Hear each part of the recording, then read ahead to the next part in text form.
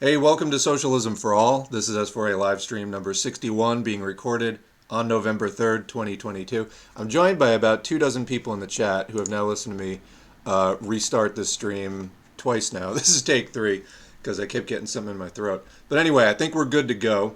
This stream is picking up from yesterday's stream, number 60, in which the main feature was we were talking about disruptors and informants in organizations, in parties. Sometimes they're on the payroll of the state. Sometimes they just act as though they were in the same, types of ways.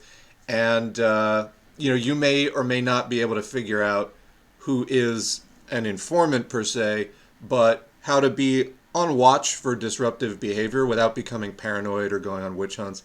That's what we're trying to emphasize, keeping organizations healthy and not allowing behavior that is going to force people out of the organization, make people feel like they're being treated badly, particularly in the context of gender relations within the organization. That was the main focus of the big article yesterday that we covered. Why misogynists make great informants and the nature of gender relations and how that can be very disruptive within an organization. And so check out that stream. We had an extensive discussion there. As this is being recorded, I haven't posted it yet. I wanted to edit a couple things in that stream before posting, but that will be up soon. We're going to continue that today with two articles on, keeping an eye out for, again, not becoming paranoid about, but keeping an eye out for informants and disruptors, and then doing something constructive about it. Also, I as I was recording yesterday, as I was finishing up, I realized some people who are super naive to all this stuff, particularly, specifically cishet men who have just been socialized to be cishet and aren't great at thinking outside the box, around that of the experiences of other people who aren't that.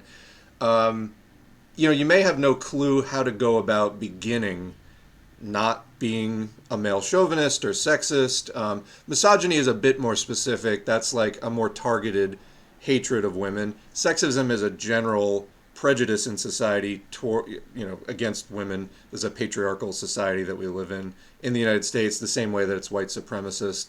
So, along any of the different statuses, class, obviously, all the classes are not equal.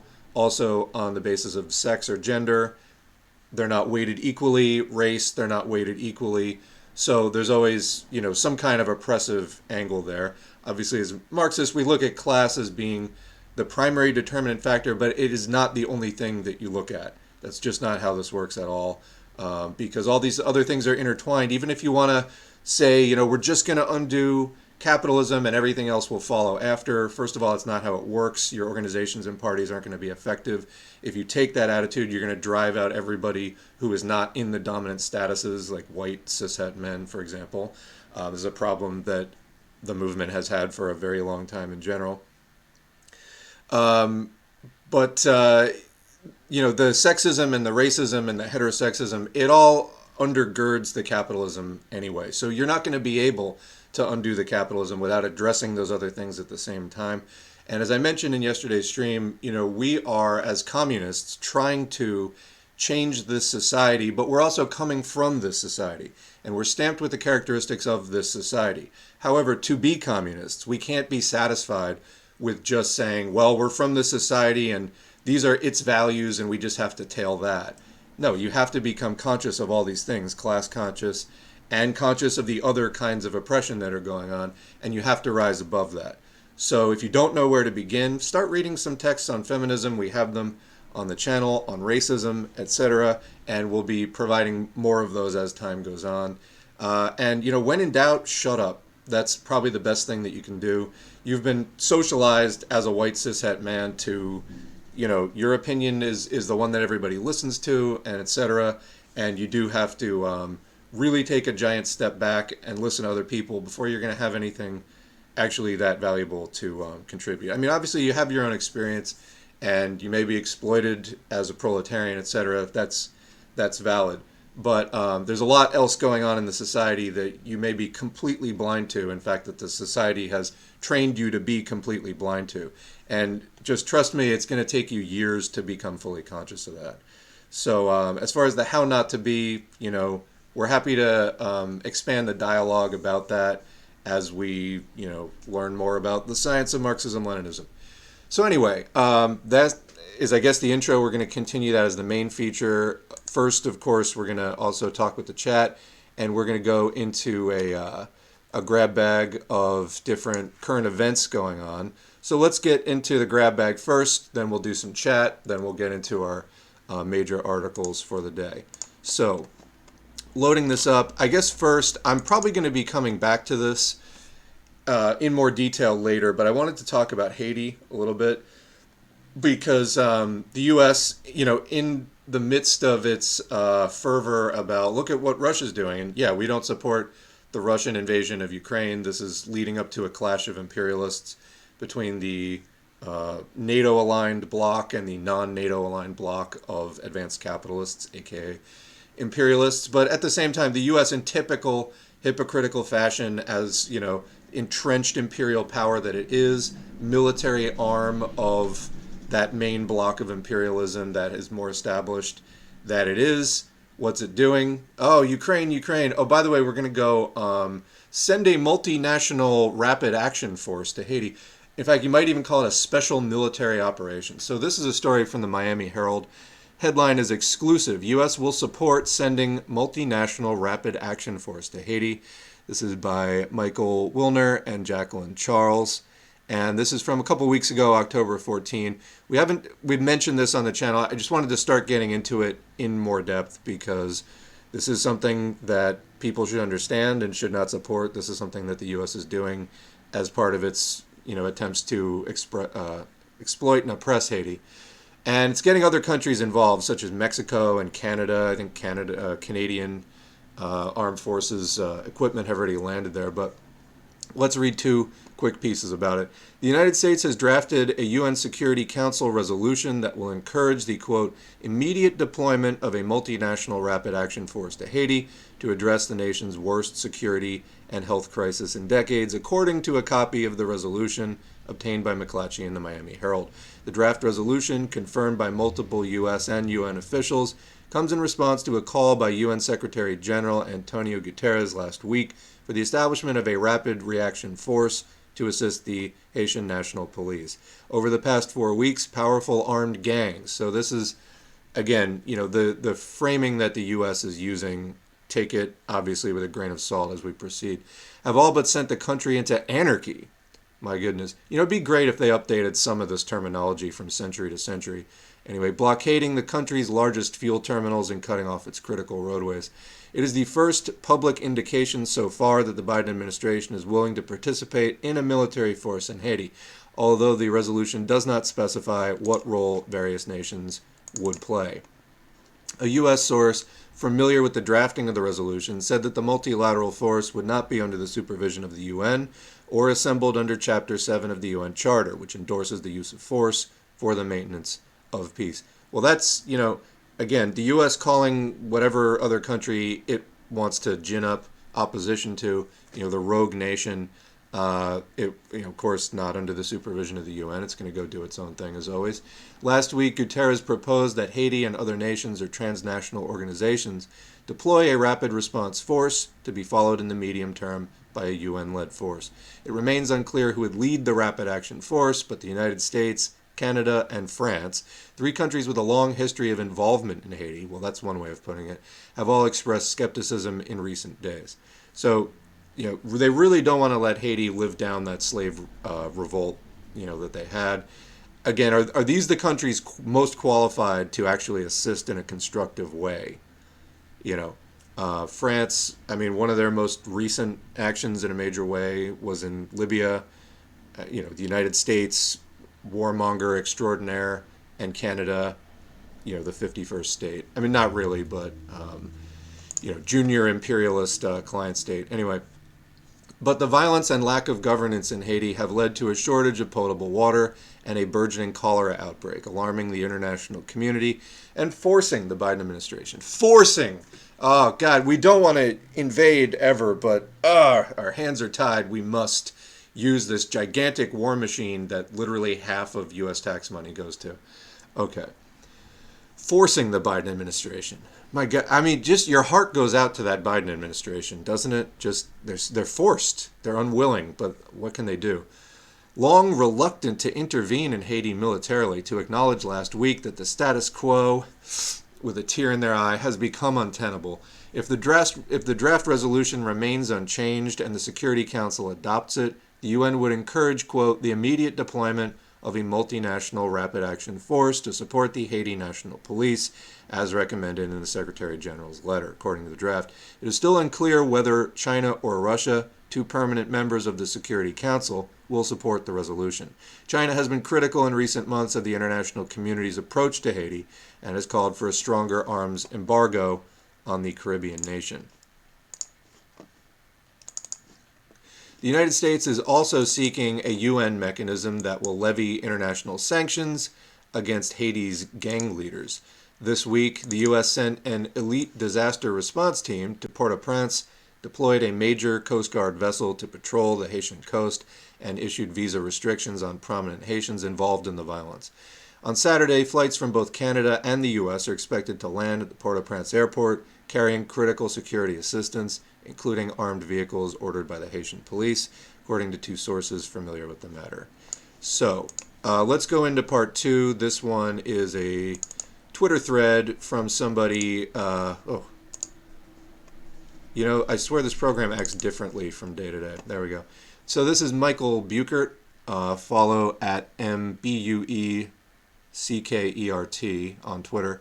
So armed, and this is October 15. So this has been going on for a while. This appeared in my feed just the other day.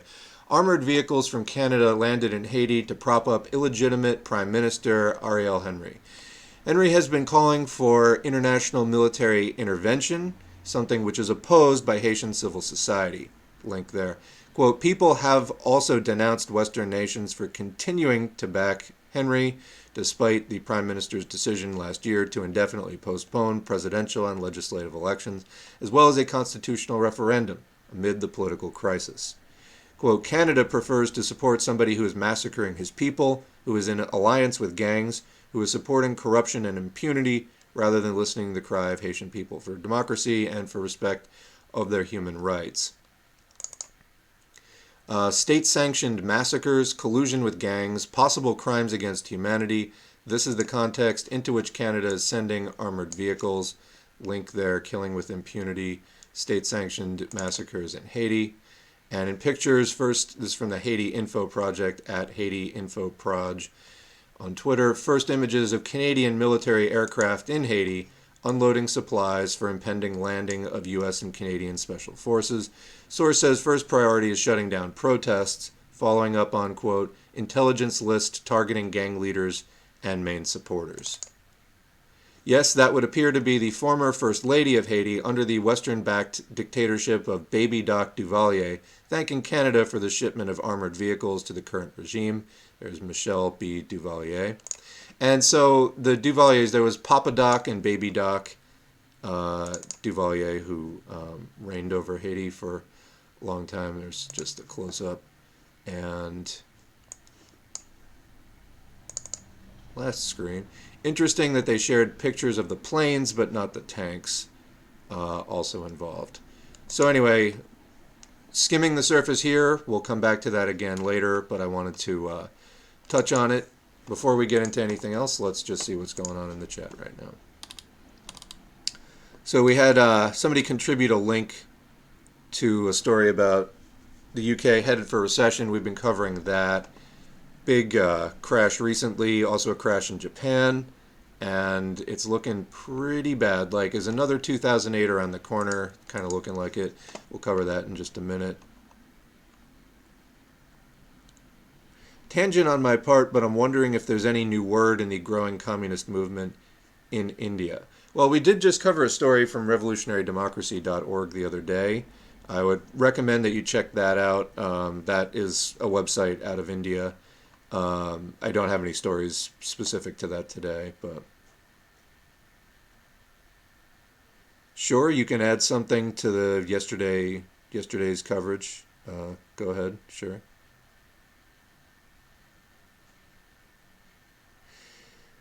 Did I mention the OSS field manual? No, I did not. The sabotage one, like how to be a wrecker. Yeah. I stand by the pamphlet Constructive Criticism being the best anti-wrecker, uh, counterintelligence manual. Foreign Languages Press just put it back into print, but it's on the Marxist Internet Archive. No, I don't think I've read that one actually, so I'm going to grab a copy of that. Thank you.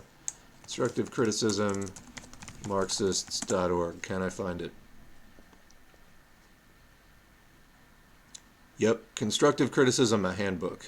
This is from the EROL section of Marxists.org, Encyclopedia of Anti-Revisionism Online. Gracie Lyons, is that the one? Yeah. No, I don't think I've seen this actually, so we'll take a look. Looks like it could be good material for doing an audiobook. Invalid file name. What's wrong with it? Oh, that's fine. All right, got it. Thank you for the link.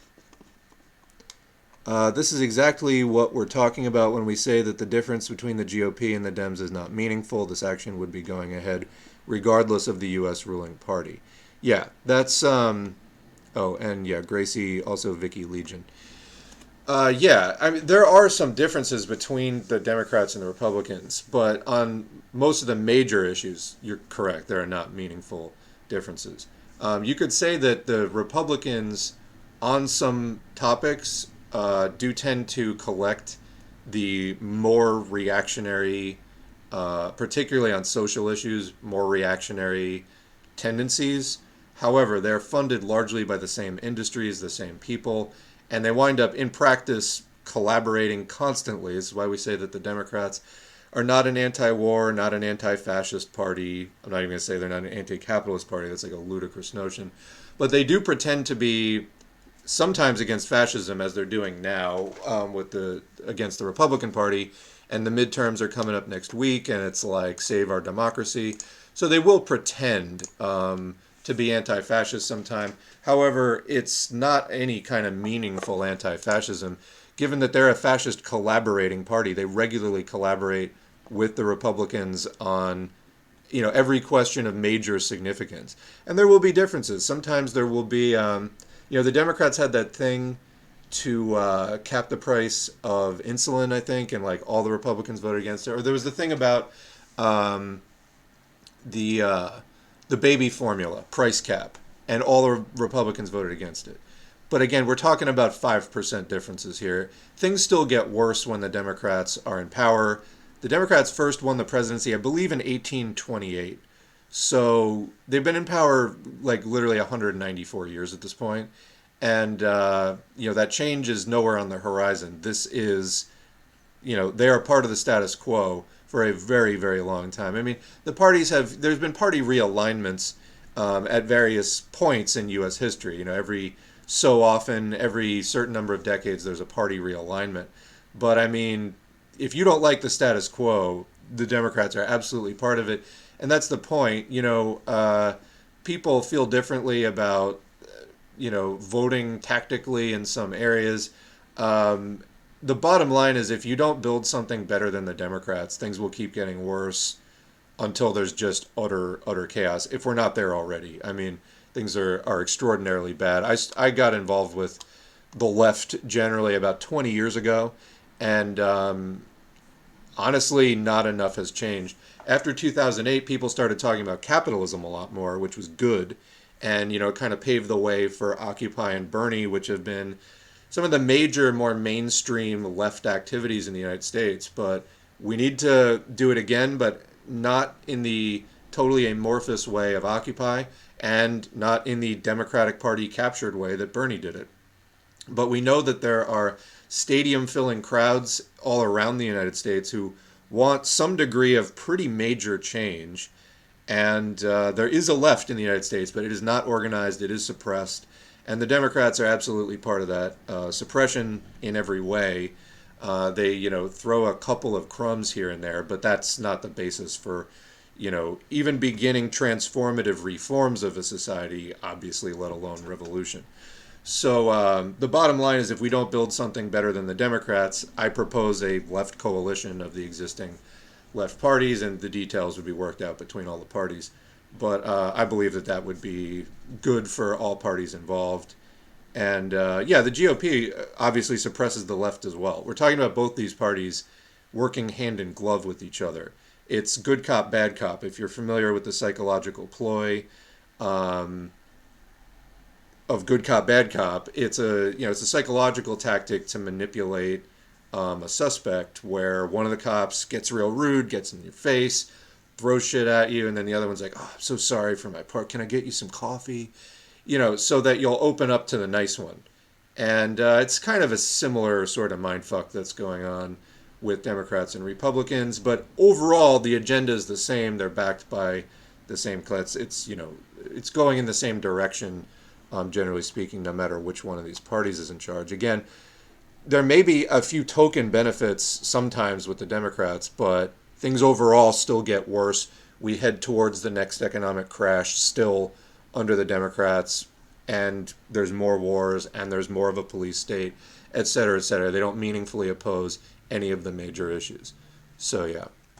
Anyway, speaking of financial crashes, though, let's get into that story, which is, did I put it in this folder? No, I should probably do that if I wanted to actually use it in the show. Now, where was that? Saved under Rec for Recession. There we go. All right. Look at that. When you work with the technology, sometimes the technology works with you. Is it on the screen? It's on the screen. So this is from the UK Independent, and this just came out today. UK headed for longest recession in a century, says Bank of England. Recession could last well into 2024, says central bank, as interest rates are hiked. So along these lines, so Jerome Powell in the U.S. just did the 6th consecutive rate hike, and this was a Trump appointee. Is this partly to get more Republicans elected during the midterms? Whatever. I mean, this is the general state of the economy, and it obviously has global effects. The U.S. Affects, if not controls, most of the global economy. So anyway, details. The UK could be facing the longest period of recession since reliable records began a century ago, the Bank of England has warned. The economy could fall into 8 consecutive quarters of negative growth if current market expectations prove correct, with growth only coming back in the middle of 2024.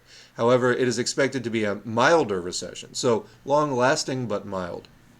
I wonder if it's mild like Omicron is mild, than in previous times. From its highest to lowest point, GDP is expected to drop 2.9%, a smaller decrease than the 6.3% fall seen in the 2008 financial crisis or global financial meltdown.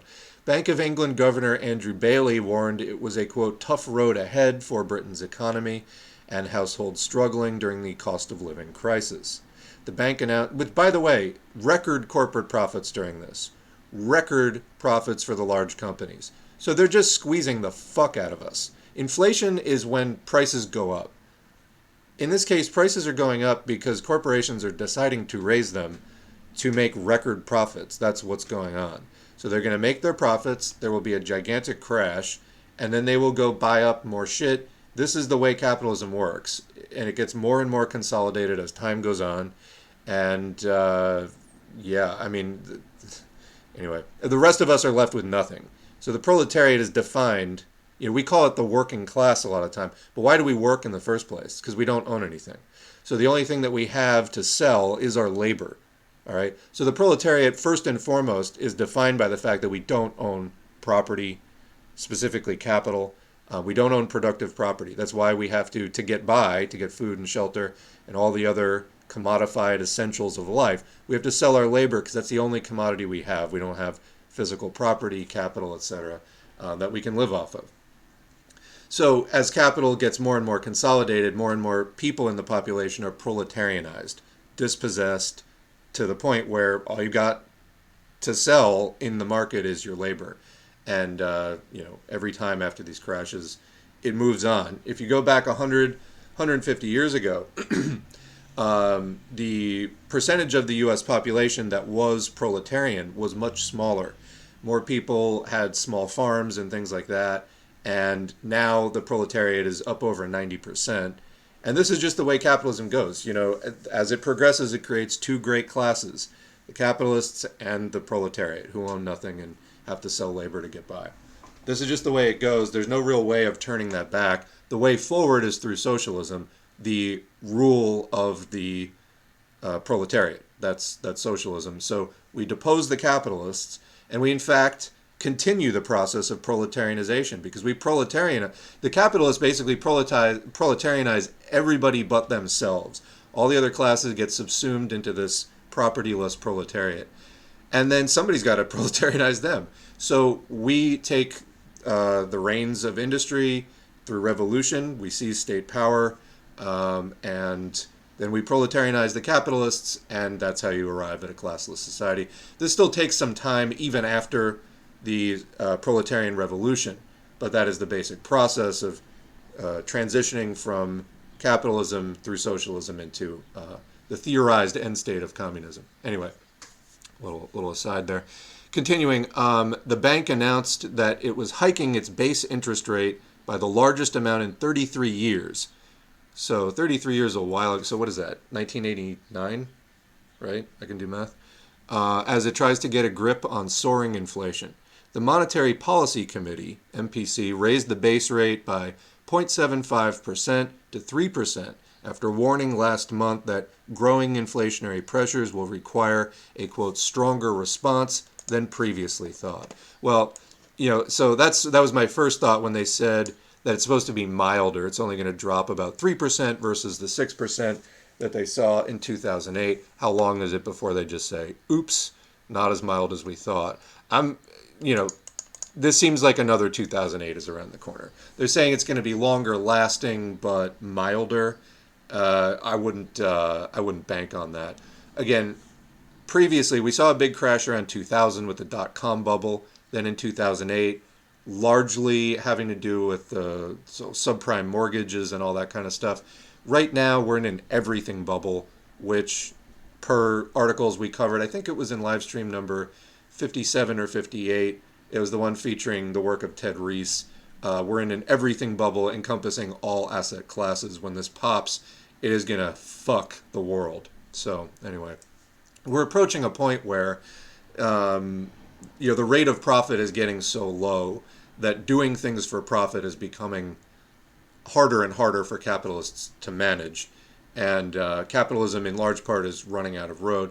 The thing is, it's not going to abolish itself, so there's still a need for a revolution to do it. But, just as we started talking about capitalism again as a society after 2008, I think that there's going to be a big opening for us to do lots of agitation, education, and organizing after this next crash, in the wake of that. So, that's why we're doing this channel, and, there's other channels like it doing what they're doing. We need to lay the groundwork for people to actually know what the fuck they're doing and not just wing it again with another Occupy, or not just try to feed this into the Democratic Party again. That's the point. It could help pile around £3,000 per year onto mortgage bills for those households that are set to renew their mortgages, the bank said. So this is raising interest rates. It makes it more expensive to borrow money, basically. So, interest is the profit that financial capitalists make on lending money. There's really nothing that says they need to make interest. That's just capitalism. Money could be lent at 0% or something like that. But, they wouldn't make money that way, and they would have to go work. So they charge interest, and when the interest rates get raised in a central way, then that gets passed on to basically everybody. So consumer debt, including mortgages and things like that, they get more expensive. So not only have the base price of houses gone up, but people don't usually pay out of pocket for houses. You get a mortgage, it's a loan, you pay over time, and that loan is going to have a much higher interest rate, so it's going to cost you more money to pay for a house where the price is already ridiculous. The price of the house is already 2 or 3 times what it reasonably should be, at least. I mean, housing needs to be decommodified entirely. But if you compare prices now to what they were like 30 years ago, you got a $100,000 house in the early 90s today going for like $500,000, and it's 30 years older. It's 30 years more wear and tear on it, and people aren't making substantially more money. So anyway, continuing, the Resolution Foundation think tank said that by the end of 2024, 5.1 million households will have seen their mortgage costs increase substantially, with an average annual increase of £3,900 relative to autumn 2023. So yeah, that's just that's going to cost you, the mortgage haver, more money for no real reason, just because, justifying or attempting to justify the substantial rate rise. Mr. Bailey said, quote, "We do understand the difficulties of the situation we're in and the difficulties mortgage holders face. We just don't fucking care. If we don't take action, though, to get inflation down, things will get worse." Is this the way, though? Is this the way, just sending everything into a giant recession? Is that the way? This means that fixed-rate mortgages should not need to rise as much as they have done, according to the central bank boss. Let me just stress, these people do not give a fuck about you on a level that you just probably can't imagine. I mean, it cannot be overstated how much they hate poor people, anyway. And literally just view us as, like, they hate and fear us, and just view us as vessels for exploitation. But anyway, meanwhile, unemployment is expected to peak at around 6.5%. Oh, that should have no ill effects whatsoever, from 3.5% today, slightly lower than in 2008 during the long recession. Well, but slightly, and if it goes slightly higher, then it will be the same. So we're looking at another 2008. That's what I'm hearing. There was better news in the bank's inflation projection. The bank forecast that inflation would drop to 5.25% next year before dropping to 1.5% in 2024. Chancellor Jeremy Hunt said inflation is, quote, the enemy, and the bank had taken action to tackle it. But he said inflation was, quote, largely driven by COVID and Russia's invasion of Ukraine, avoiding any mention of Liz Truss's disastrous mini-budget.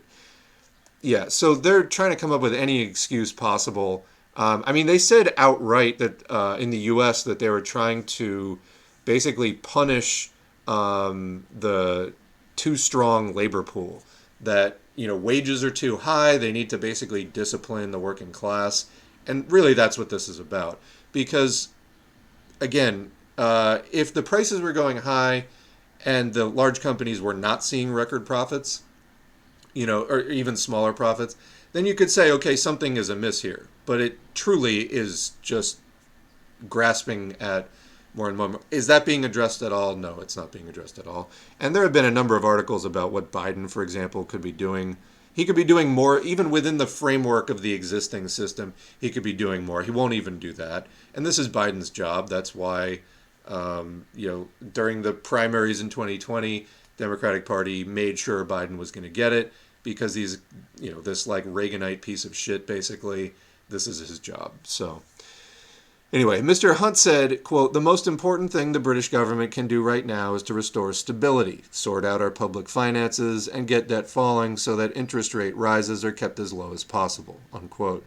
Labour leader Dr. Keir Starmer, reacting live to the rise in interest rates, said there was a, quote, Tory premium on mortgages, and families will, quote, shudder at what the interest rate hike means for their finances. Quote, "We're more exposed in this country. We're paying a higher price for inflation in this country because of the failure over the last 12 years, he told Times Radio. This, I'm afraid, lies at the door of Downing Street. Lib Democrat leader Sir Ed Davey said that the prospect of the longest recession on record was a badge of shame for Rishi Sunak and this conservative government. So again, this is the way that capitalism goes. You see the politicians trying to just electioneer off of it, fundraise off of it. None of them are going to solve this problem. Anyway, the party said that Mr. Hunt must set out a plan to, quote, save homeowners after the rate rise.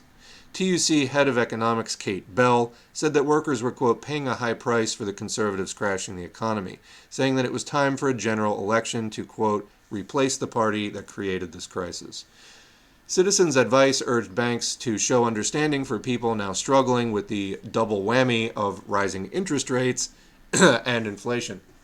Quote, this comes on top of other pressures like energy bills going through the roof and the food shop not stretching as far, says Morgan Wild, head of policy. The pound fell after the Bank of England's warnings over a prolonged recession. Sterling dropped 2% to 1.12 against the US dollar and was 0.7% lower at 1.15 euros. So there you go, the independence notice of what's going on as far as an impending crash per the Bank of England. Let's take a minute to just thank the patrons. Speaking of money, patreon.com/socialism for all. That's where all these fine folks signed up, got their names on the screen for $2 a month or more. I would make content even if nobody paid, but I wouldn't be able to spend this much time on it. So I thank all the people who are patrons, who engage with the channel through liking, sharing, subscribing, and commenting, at least most of the commenters. Yeah, I'm still thinking about most, but anyway. What else do I appreciate? I appreciate something else which is escaping my mind, but it's all encouraging. And I know all the people who, for example, show up in the chat and who DM with links to stories or tweets or other things, a lot of which gets covered on the show.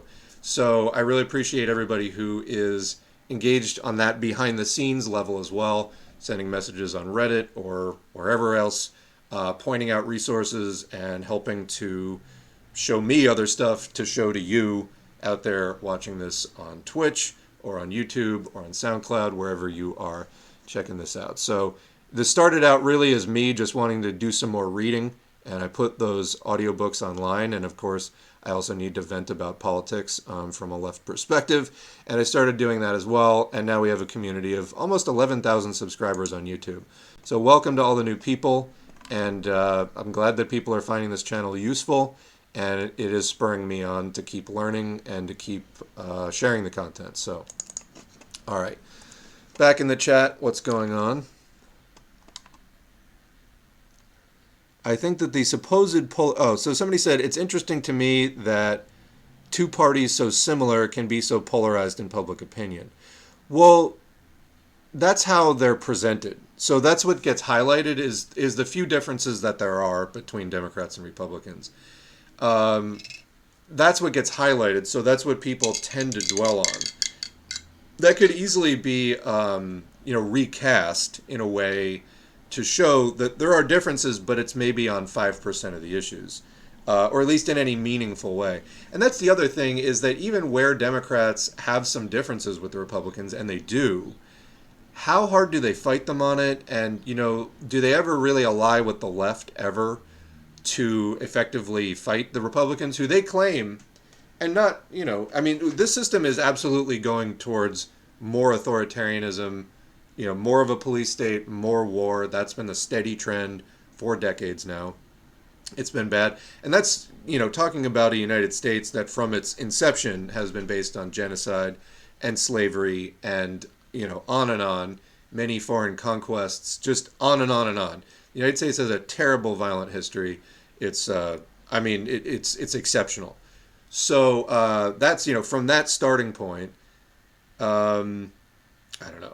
What can you even say? There's the mind boggles. But yeah, they get the few differences highlighted, but the things that they are the same on, that gets just kind of taken for granted, swept under the rug, and et cetera. But anyway, the Democrats, as far as fighting the Republicans, they could, if there were other parties involved, like let's say a left coalition, acting as a combined force. If the Democrats really believed that the Republicans were this fascist danger, they could ally with the left and crush the Republicans, send them into the dustbin of history, make them into a regional party with no hold on national politics. They could do that. Will they do that? No, of course not. And again, Bernie Sanders, over the past 6 years, intentionally or past 7 years, intentionally or unintentionally, has completely demonstrated this beyond a shadow of a doubt. Unfortunately, Bernie has completely sold out all the people who donated time and money and everything else to that movement for change that Bernie, rallied and helped to articulate a lot of the points and helped spread the message. But then he also just totally destroyed it by feeding it into the Democratic Party, where no change is possible. So we need to do that, but outside of it. But yeah, I mean, the Bernie campaign proved beyond a doubt there are people who want change, and the Democrats want nothing to do with us, except if the elections are looking really close.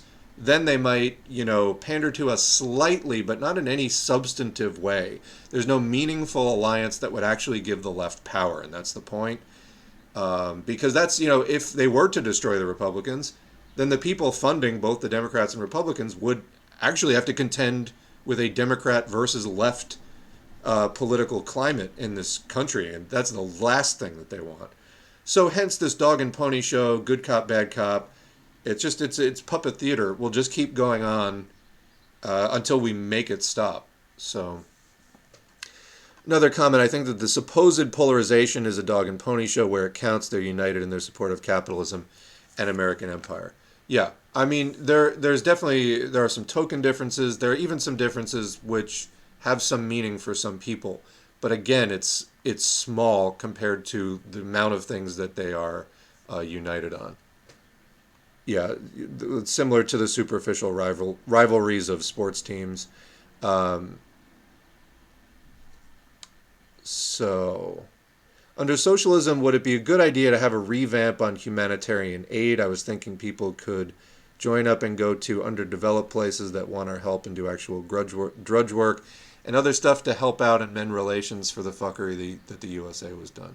I mean, under socialism, a lot of things would be different. But you can look at examples of how the USSR or formerly China would do humanitarian aid and support for revolutionary organizations in various countries. There's a history of that. The good cop, bad cop dynamic seems to occur even within the Democratic Party. Yeah, so I mean, the whole thing is illusion of change, without the substance of change. So many reformist half measures over the past 2 years were blocked by one or two Democrat obstructionists. Yeah, so this is the rotating villain, people like Manchin and Sinema. If the Democratic Party were a real political party that actually stood for something, they would sanction them or kick them out of the party. That's what they would do. They would deny them money. They would deny them support. They would run against them. They don't do any of that stuff. So anyway, while others in the party acted as if there was nothing they could do about it. Yeah, absolutely. There's a ton of things they could do about it. But we can be sure that if it weren't for Manchin and Sinema, there would be some other corporate-funded obstructionist. Yeah, preventing even mild reforms. It's the rotating villain. It's the excuse that they use to not do anything. Pelosi and Schumer and Biden were all, quote, for the $15 minimum wage. Somehow, all of these forces, the head of the United States, Congress, the head of the U.S. Senate, and the President of the United States, somehow could not overcome two fucking members of their own party. I mean, come on. It's insulting to the intelligence. Prices are supposed to go down in recession. Well, that's the idea. They're trying to, quote, beat inflation. We'll see what actually happens. And yes, these are monopoly prices, yeah. We got an endorsement of constructive criticism. Somebody's thumbing through it now. It says it's a great read. All right, I look forward to covering that on the channel. Can you explain the difference between nationalizing and publicly owning companies? Are they the same thing? Yeah, the difference is between nationalizing in a capitalist context and in a socialist one is that, so there are often calls to nationalize this or nationalize that in countries like the US or the UK, etc. My question to these people is always, who's going to nationalize it? The people who work for the people profiting off of them being private? No, of course not. So, you would need a substantial left political force to be even able to force something like that we had during the golden age of social democracy back in the mid 20th century, when there were more nationalized things. Also, in times of war, there will sometimes be, or like other national emergencies, the bourgeoisie will nationalize something for a period of time to make sure that they can win the war effort or whatever it is. But this is different than in socialism, where the proletariat is the ruling force in society, using a proletarian state to nationalize it, and incorporating it into an overall plan for production on a not-for-profit basis and things like that. But anyway, I mean, nationalization has been steadily eroded, and what we've seen in the neoliberal era since the late 70s has been, an agenda of privatizing, deregulating, and defunding what is not outright privatized. So defund the public programs, privatize what you can privatize, and then deregulate what is privatized. So that's kind of the climate that we're living in now. And there was a wave of reaction all over the world, 70s into the 80s. In the USSR, it resulted in the outright, destruction of proletarian rule. In China, you had massive reintroduction of capitalism. And in the social democracies, quote unquote, or the imperialist core, you had neoliberalism. So it was already capitalist, it was not socialist. But even within capitalism, there was a regression away from worker control. It was a worldwide counter-revolution, and we're still living through this now. Nice. Yeah, I am on Twitch. I don't really promote it because I'm not interested in being an affiliate or anything. So I usually just use Twitch to record the content and then post it over on YouTube. But that's good. Yeah, nice to see you here.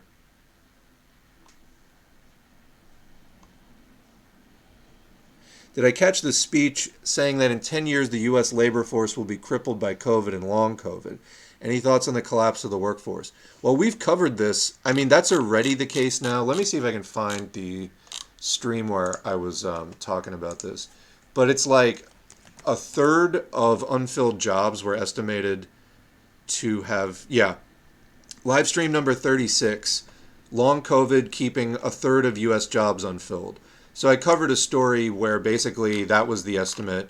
It is based on actual some amount of numbers, so it was an informed estimate that a third of the unfilled jobs in the U.S. in mid-2022 were due to COVID-induced injury and disability. So, yes, I think that in 10 years, even in 2 years from now, it's going to be bad. In 5 years, it's going to be worse.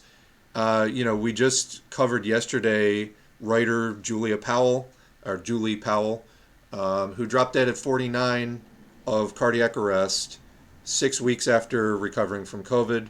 And it was her first time catching it, and she was vaccinated. We simply cannot allow it to spread.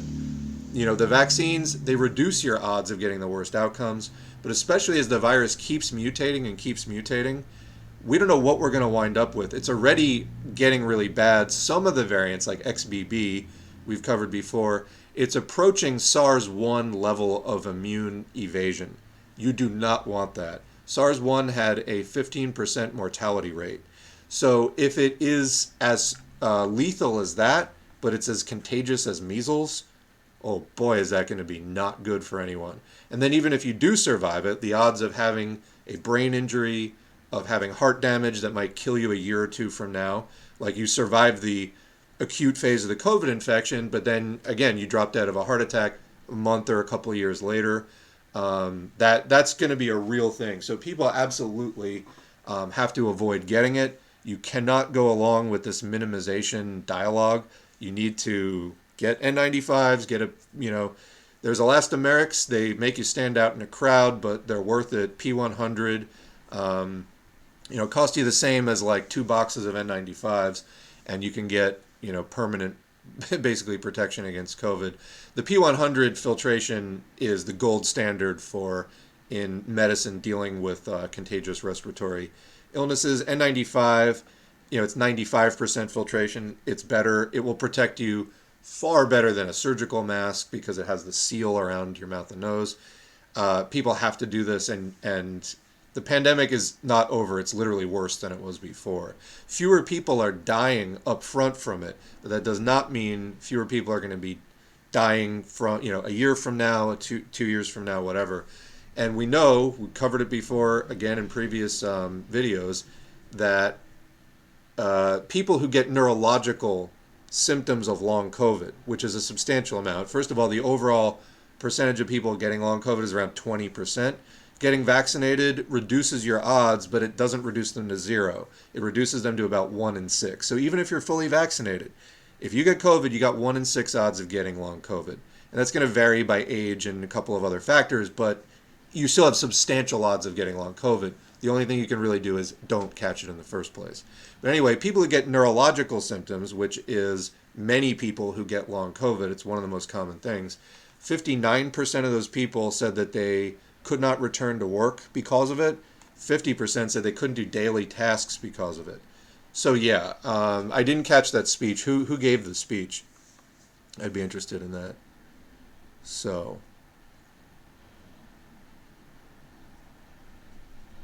yeah, Russia could become socialist later in theory. Any country could. What it requires is socialist organizing. And when you have a party like the CPRF, or KPRF, depending on how you write it, which is engaging in blatant revisionism, that's not going to be leading people towards revolution. So yeah, any country can become socialist. That's what we're here to agitate, educate, and encourage people to get organized towards. Um, but yeah, no, this. I mean, I'm not trying to blast you here, but yeah. So when they do the propaganda project called USSR 2.0, and it's somewhat popular, all they're doing is capitalizing off of nostalgia for the USSR, because people remember that things were good back then and that their society was able to achieve a lot of monumental things, from crushing fascism for a while at least, putting people in space, all the development that they did. It was amazing, and people have nostalgia for that. And of course, the capitalists of Russia are going to try to co-opt that for their own purposes and to support capitalism. But don't believe that that's sincere for a minute. We actually covered this in yesterday's stream. I haven't posted it on the channel yet, but that'll be up soon. Check that out. Actually, just for your sake, I will...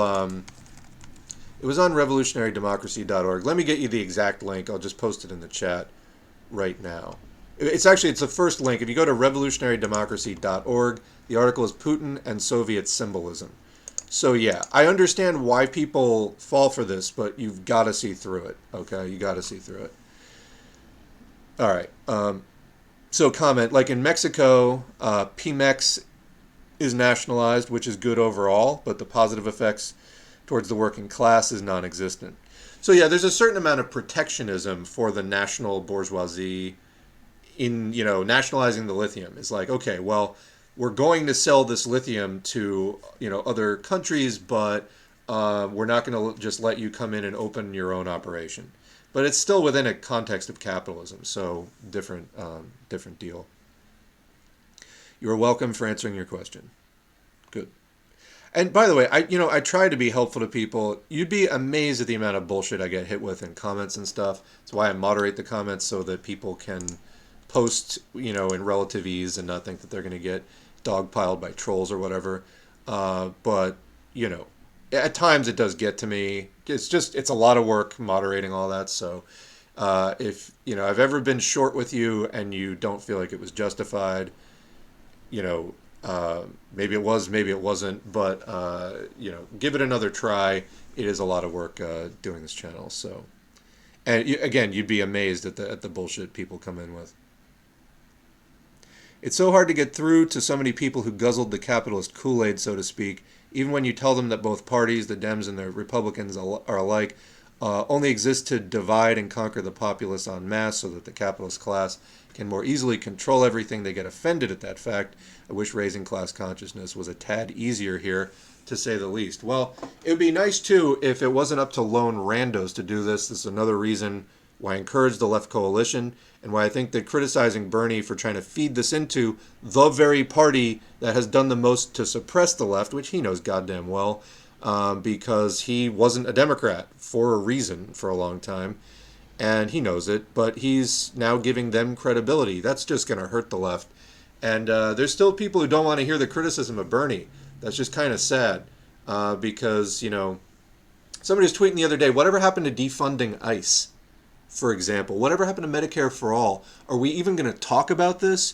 No, you're just going to talk about it the next time there's a fucking primary, and then as soon as you get in, it's just the litany of compromises that you have to make. You're not going to fight for anything, etc., etc. So this is what you can expect from the Democratic Party, and if you ever want something different, you have to build something outside of it. It's that simple, and again, I would recommend, and there may be a better way, and I'm open to dialogue on this, but I recommend a left coalition of existing parties, all of which are too small to do this on their own. And also, this would encourage more uh, discussion and criticism within the left. It would encourage people to, um, change their position, refine their position within the broader left.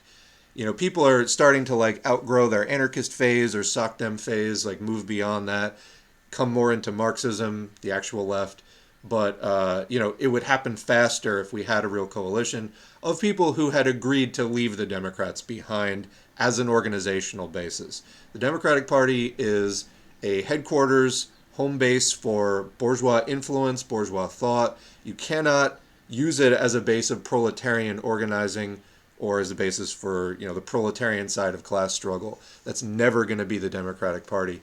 And there are a lot of people who have accepted the reality of what I just articulated there. It's not like I came along, people figured this out before I came along too. I'm just, I agree with it and I'm helping to amplify it. But yeah, there's many people who have come to that conclusion as well. What we need to do is leave the Democrats behind and then organize something, because you can't just bail out and like expect that you can just avoid this your whole life. Like a lot of people thinking this, they're in their 20s now or whatever. You're not going to be able to do like hashtag van life and just, go live on a homestead and like pretend none of this is happening. It's going to come for you eventually within the next 20 years, like probably sooner rather than later. You can't drop out of the system. You have to organize to fight it. And yeah, we can, do co-ops and different things along the way to try to make living within this hellscape a bit easier on each other. We can do that. But as far as actually a revolutionary confrontation with the system, that does have to happen at some point, because the nature of capitalism is it gets richer and stronger as it goes. It proletarianizes the population, and we multiply their capital. So they just privatize more and more and more, and eventually they're going to squeeze you somehow. You can't run. So I get that people sometimes for mental health reasons or whatever have to drop out, have to regroup, have to find their padded room, whatever it is. But you got to come back to it eventually. And I think that another advantage of the left coalition is it would just be an entry point for more and more people to get involved in a meaningful way. Really do think it would be beneficial for all parties involved. So yeah, more contagious than measles. It's up there at this point. I see differing numbers on the different strains, but yeah, it's definitely up there. It is most likely the most contagious virus known to humanity at this point, and that's entirely a creation of the last 2 years. It's a creation of letting COVID spread for the last 2 years. We did this. That's why COVID has mutated to what it is. Your coworkers just played the USSR anthem. All right. I would go put the stream down and go find out what's going on over there. That sounds like a good time. Majority of bus riders in my area of Manhattan wear masks, but the subways are majority or majorly non-masked. Yeah, that's especially bad in the poor air circulation underground there. For me, I mean, I wouldn't go in there without at least an N95, at least. But you're probably getting exposed to a lot of stuff down there. Here in Mexico, almost no one is wearing masks now that the mandate is gone. Yep. Because again, the average person, there is some contemptible sort of normal worship. People just need to get back to normal, even though normal isn't very good.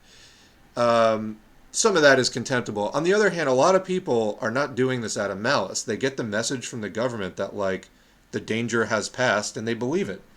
And they don't know where else to look. They don't know to look at a YouTube channel talking about socialism with 10.8 thousand subscribers. And who the fuck else is talking about this? Almost no one. So again, we need to be more of an organized force in society, the left generally. And, yeah. Here outside Philly, if someone is wearing a mask, most likely they are COVID positive. And my family here in Elastomerics, Secure Click crew, yeah, I mean, it's a bad situation. But I mean, this is again, it's the work of the U.S. government saying mask or vax. That is blatantly unscientific. It gave people, it was just misinformation, is what it was. It told people it was safe to take your mask off if you were vaccinated. It just is not. And again, the vaccines are, they will help your immune system somewhat. It will take some of the edge off. But if your only criterion is like you didn't die and you're going to ignore all the other health harms of COVID, that's just terrible. And you still could die anyway because there are breakthrough cases. So anyway, just total shit show. But again, this is Biden's job.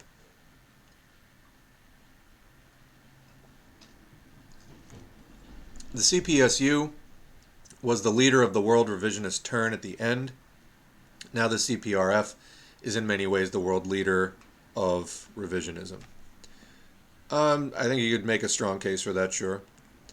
That that the CPRF. I think they discussed that in the article we did yesterday. How the CPRF is basically like the inheritor of that legacy, and like, can somebody point out, has the CPRF ever like done an autopsy of the Soviet Union and the CPSU's role in it?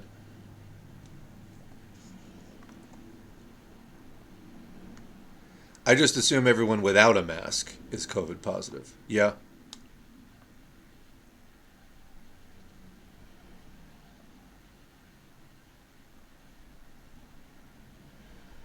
Immortal Technique, the border should be illegal instead of the people. I got a potentially hot take when I advocate Dem exit. It's specifically my trans comrades more than any others who are consistently most vocal and most worried about not voting Dem, quote, life and death. Yeah, so I sympathize with that. Like, I understand it is scary to be a trans person in the United States right now. And I get that. And I understand where people are coming from in that. Here's the thing, though. And I'm not telling you to do one thing or the other right now.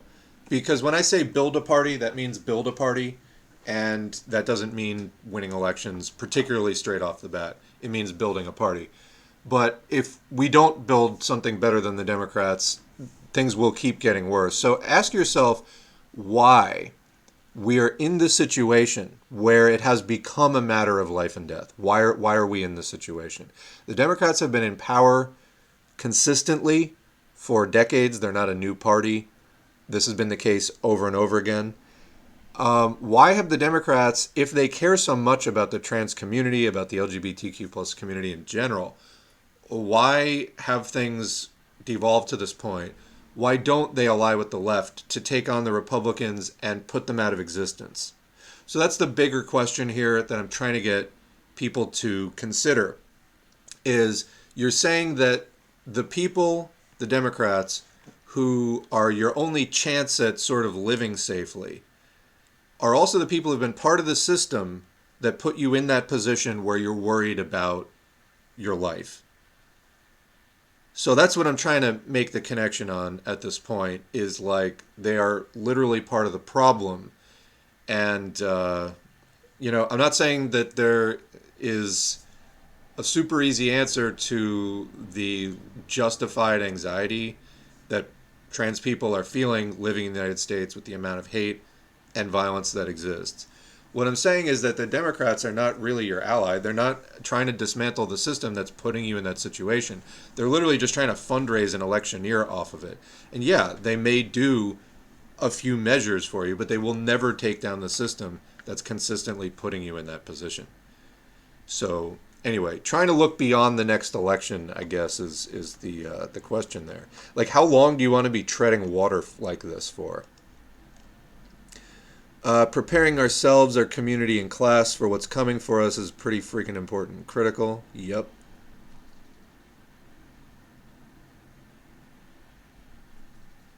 We do have a point, and the only response to it is to advocate for arming trans and queer people. Sincerely, an Indian queer woman. Yeah, I mean, the United States does let many people have guns, so you might want to look into that. And, that is another, last line of defense option. It comes with risks and benefits, but something to look into. I mean, if you're like that concerned about your security, but yeah, the problem on a systemic level, the Democrats are just simply not solving it. I mean, you just go through Democratic Party messaging over and over. They're completely uninterested in attacking this on a systematic basis on a society-wide level. They're not going to do it ever. So at best, you buy yourself a little bit of time by voting for them. At best, you make slightly better conditions, but then what? You're still in the same position again not very long afterward. Yeah, for the person saying that you're curious and have questions on subjects, ask them as you go. Absolutely, you can do that. Absolutely, that's what we do these dialogues for. Yep. In my opinion, we as a whole need to take a page out of the Black Panther playbook and do what you said, but all of us collectively together. We unfortunately can't get into the why the USSR was destroyed. Different people do have different views. I would say for that question, we have an audiobook on the channel, Michael Parenti, Black Shirts and Reds. Start with that, make some notes on that book, and that will probably get you started with some of your thinking on it. There are many shades and grades of things calling themselves socialists. So we're from Marxist Unity, generally Marxist-Leninist. That is the direction that we go in with the channel. Should the economy have private small business enterprises? Well, capitalism has already eradicated most of the small business. There still is some amount of small business remaining in the United States, but a lot of it has just been destroyed by capitalism. Socialism would continue that process by the large part. So no, not inherited property and capital. All that stuff would be phased out pretty much as soon as possible. We're in a very advanced state of capitalism now where property is already very centralized to begin with. So, this was more of a question back in like the early mid 20th century where there were a lot more petty bourgeois or small capitalists. That's not really the case so much anymore. So we're already at a point where a transition to socialism would be very, I think, quick once people seized power. Workers, so. Okay, seeing the link to the Fortune article. Hey, hey, ho, ho, the Democratic Party has got to go. Yeah, well, I mean, they're part of, they're a pillar of the system. They really help to uphold the system. All right, we're caught up with the chat. Let's get into our two major articles for today. Actually, I had another little bit of depressing news to get into. Let's do this real quick, because otherwise I'll be saving it till next week, and I don't want to do that. So, plastic recycling is a, quote, myth, study says. This is from just a few days ago, October 28, by Darn and Noor. So, this is from the Boston Globe, I think this is from. So, there's a lot of videos about this on YouTube, how a lot of plastic just simply does not get recycled. So, apparently this is a new study about it. Let's read. Of the 51 million tons of plastic waste that U.S. households generated in 2021, just 2.4 million tons, or 5%, was actually recycled, new research shows. The findings provide yet more proof that plastic recycling is a myth, says the new analysis, published by the environmental nonprofit Greenpeace USA this week. Plastic, which is made from fossil fuels, this is plastic and styrofoam and all the different forms, it's fossil fuel processing waste, basically, it's byproducts of processing oil, is notoriously difficult to recycle. A major reason, though they can be broken down into broad categories. So, for example, the like 1 through 7 that you see inside the recycling symbol, that's like the different types of plastic. They can be broken down into broad categories, but there are thousands of varieties of the material, each with its own chemical makeup. Most cannot be recycled together, so to be processed, they must be meticulously sorted. Still, Hundreds of millions of tons of plastic are produced each year, which is a major problem for the climate. Plastic production and disposal account for 3.4% of global greenhouse gas emissions. Quote, if plastics were a country, they would be the fifth largest emitter of greenhouse gases in the world, said Lisa Ramsden, senior plastics campaigner for Greenpeace USA. That number is expected to rise. By 2050, the accumulation of emissions from making and disposing of plastics since 2015 could reach over 56 gigatons, according to a separate 2019 report by the Center for International Environmental Law. That's almost 50 times the annual emissions of all the coal power plants in the US, or up to 13% of the world's remaining carbon budget, if we're to keep warming below catastrophic levels. Let's just pause for a minute. Plastic is an immensely useful substance. I mean, over glass, it has many advantages in that it is not nearly as breakable. But what do you do with it at the end? So there's a gigantic garbage patch in the ocean. I believe there's more than one garbage patch out there, but the one in the Pacific, it was the size of Texas last time I checked.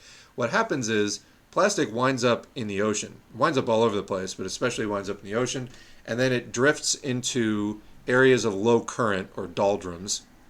So basically areas of stronger current, blow the plastic out to sea, and then it just collects in areas where the water doesn't move as much. Then it photodegrades. So the light beats down on it. The sun is pretty strong out there in the middle of the ocean.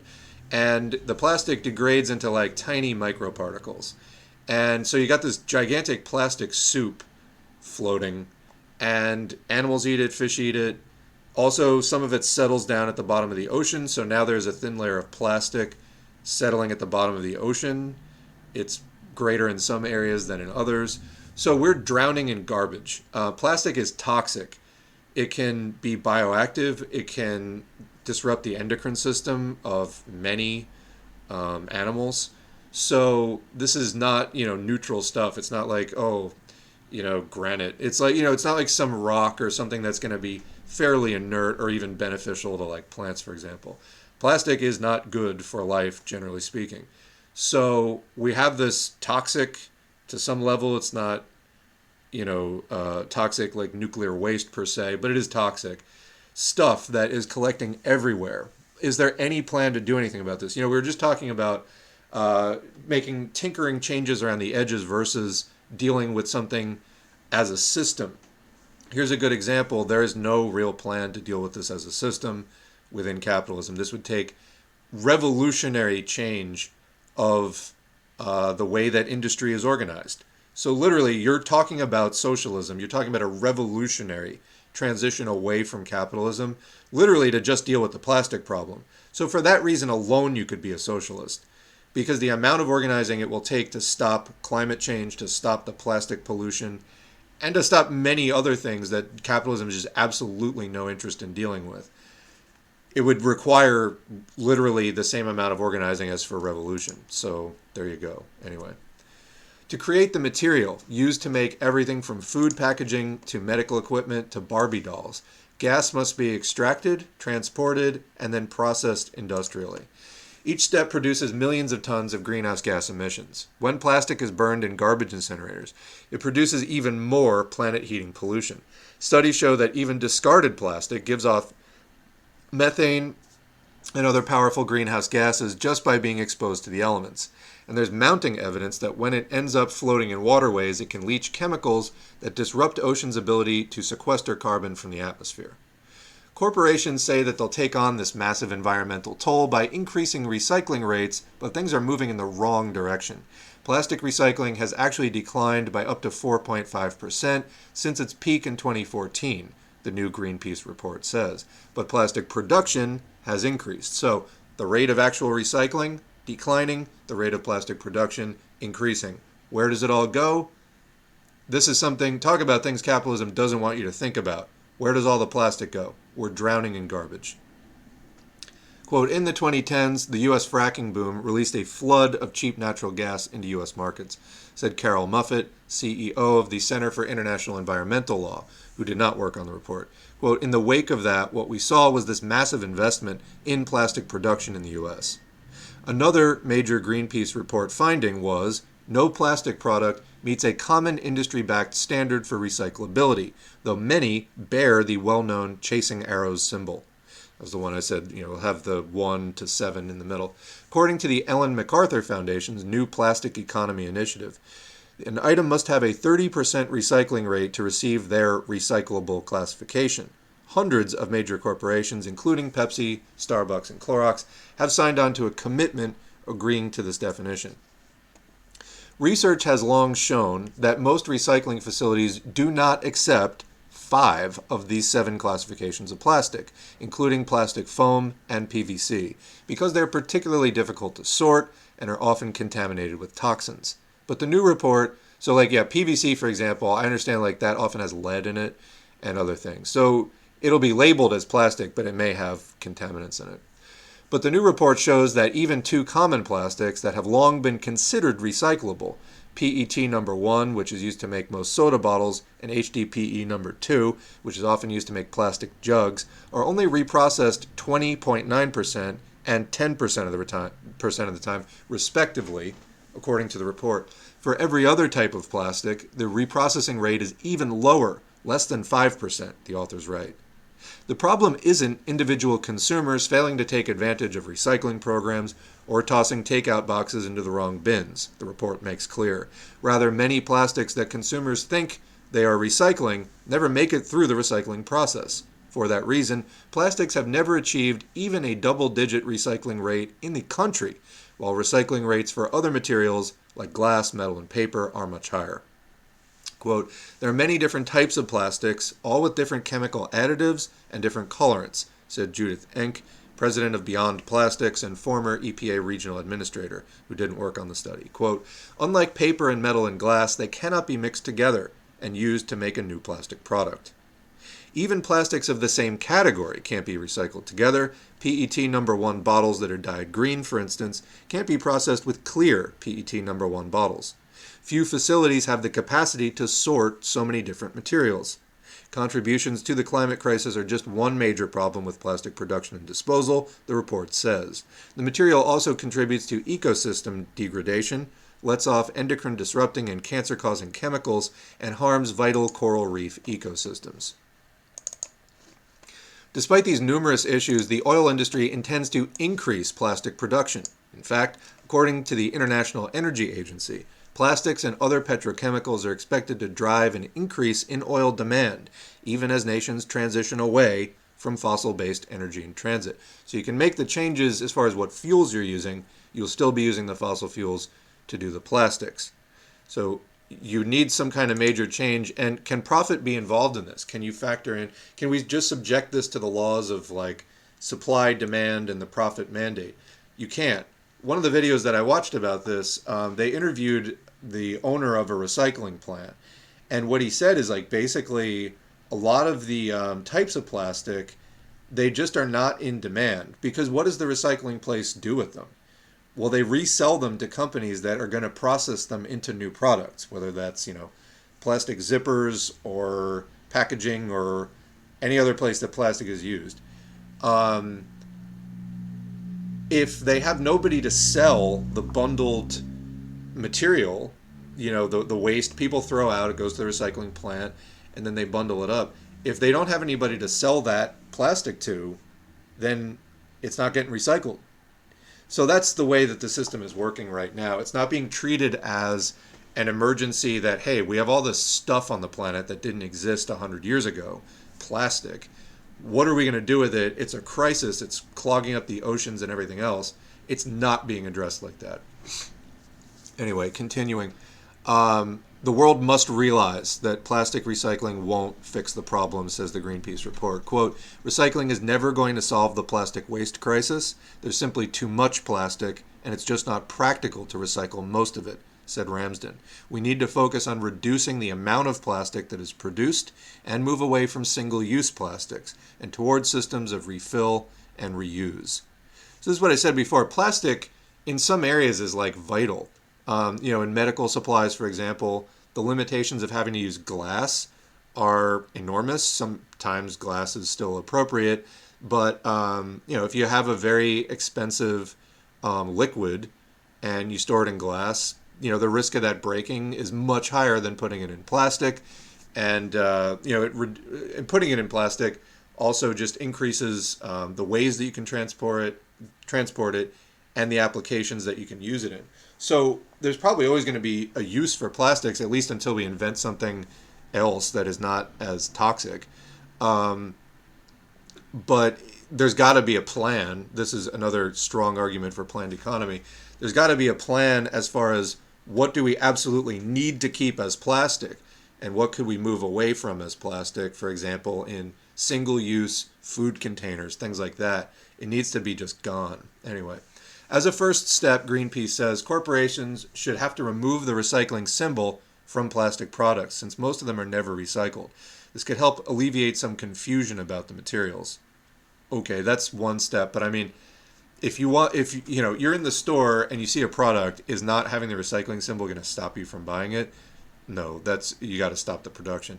Ramsden also said policies banning the sale of some plastic materials can help to promote plastic reuse, which could lead to reduced plastic production. It's something some towns in Massachusetts, which one report showed currently has the lowest plastic bottle recycling rate of any state, are taking on. Plastic bottles are currently banned in Brewster, Chatham, Eastham, Falmouth, Harwich, Orleans, Provincetown, and Wellfleet.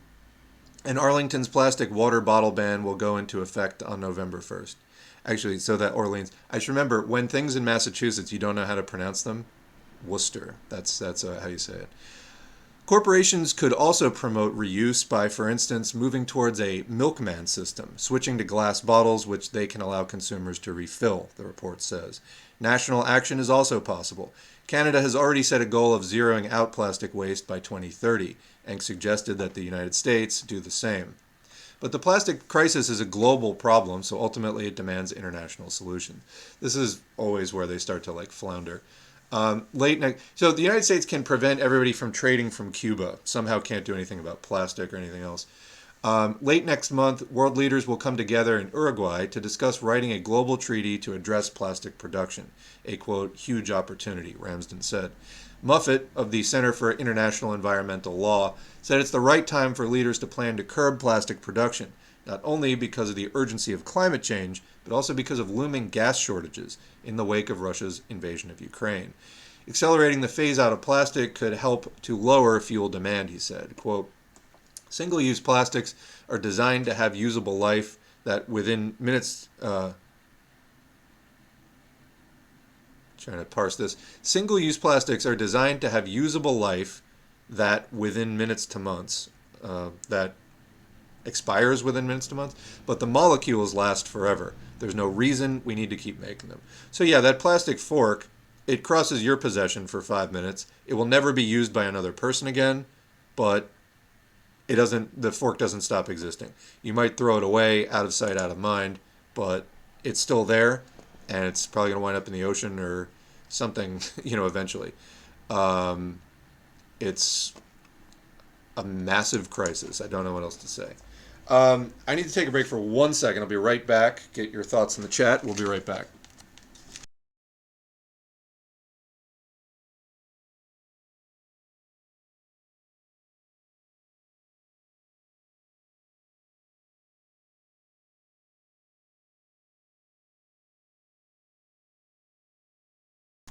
All right, we're back.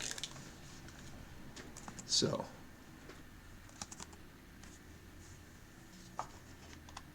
we as a species are laying the groundwork for the sci-fi type dystopias that are overwhelmingly depicted in movies, if we're not already at that point, as is. Yeah, and at some point we need to stop making the movies and just fucking deal with the problem. So, unfortunately, a lot of these movies, a lot of the movies, they never really deal with how do you fix this? Promoting revolution. That's something you're just not going to see in the end.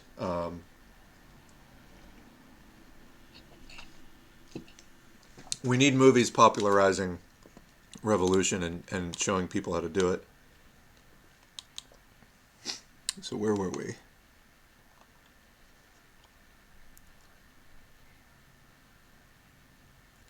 I know I've asked this a couple times before in past streams, but for newer comrades who are at the moment less experienced, in my own personal opinion, do I have any ideas on undermining pro-capitalist indoctrination in particular?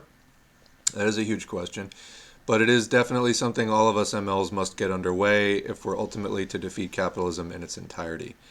Let's say, I mean, I started a YouTube channel to like try to get material out there. I don't know. I think that every person has a different lock, and you're going to need a different key to, speak to every person. Listen to them. So you can look at some of the organizing manuals. That should give you some ideas. There's organizing manuals on the channel. They're specifically oriented around starting a labor union. But a lot of the principles of agitation are similar. You start, it's 80% listening, 20% talking. You listen to what people talk about, and agitation is a process of drawing out people's complaints. And then educating is the next step. You tie their complaints once they are drawn out and developed, and you've gotten them to like talk about what it is that they don't like. You educate, you connect it, you show them how what they're talking about is caused by the system, and ultimately the last step is organizing. It may take a while to work up to that, but yeah, I don't know. It's going to be a little different with every person as far as what their interests and concerns are. What's going to be the hook for them? Thank you for the link on XBB and others. We'll probably cover that next week. Even small businesses are so led around by vendors. Yeah, I mean, I've definitely. And just the general big business dominated market that they can barely be called autonomous in the first place. Most small businesses are retailers in the final step of commodity production. Yeah, absolutely. So I mean, yeah, even a lot of the people who are petty bourgeois, they're absolutely dancing to the tune of the big bourgeoisie who actually control production. Petty bourgeoisie really doesn't to any meaningful extent. Thank you for the link on masking, or the not mentioning of masking.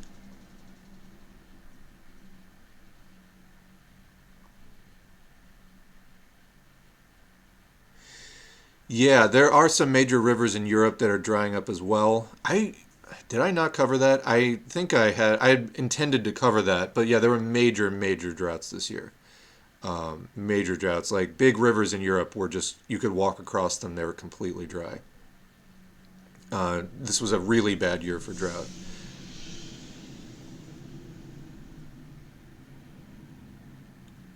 Yeah, got a link here on the Mississippi River.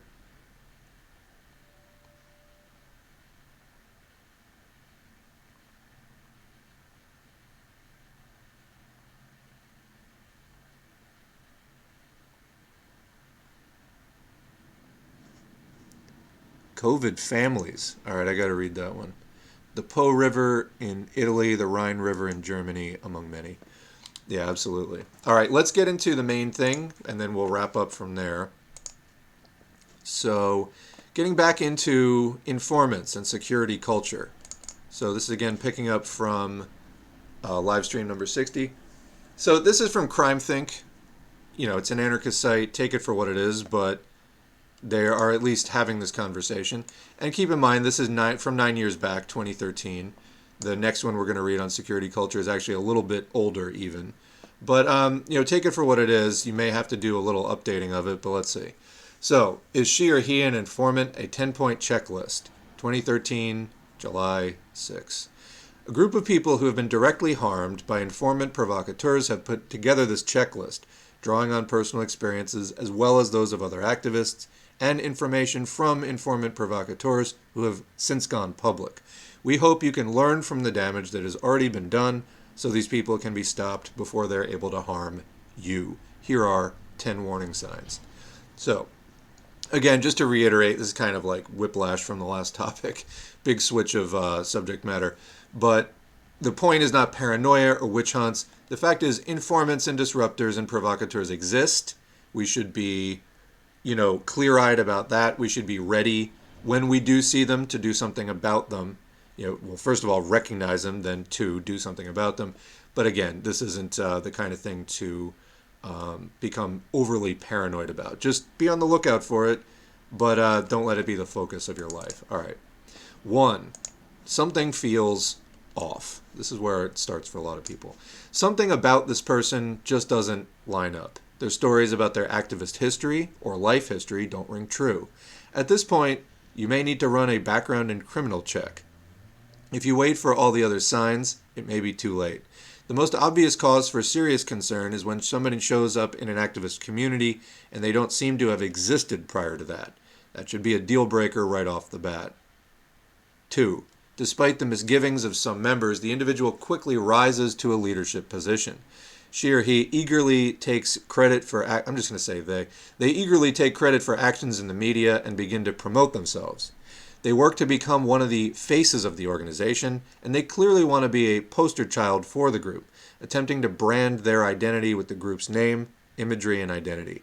They like getting photographed, even when engaged in illegal activity. 3. They photograph actions, meetings, and people that should not be photographed. They post photos of actions and meetings on social media sites like Facebook, even tagging activists without their permission, in effect, facilitating law enforcement surveillance. 4. They are a liar. They show signs of lacking ethics and lacking transparency with the rest of the group. 5.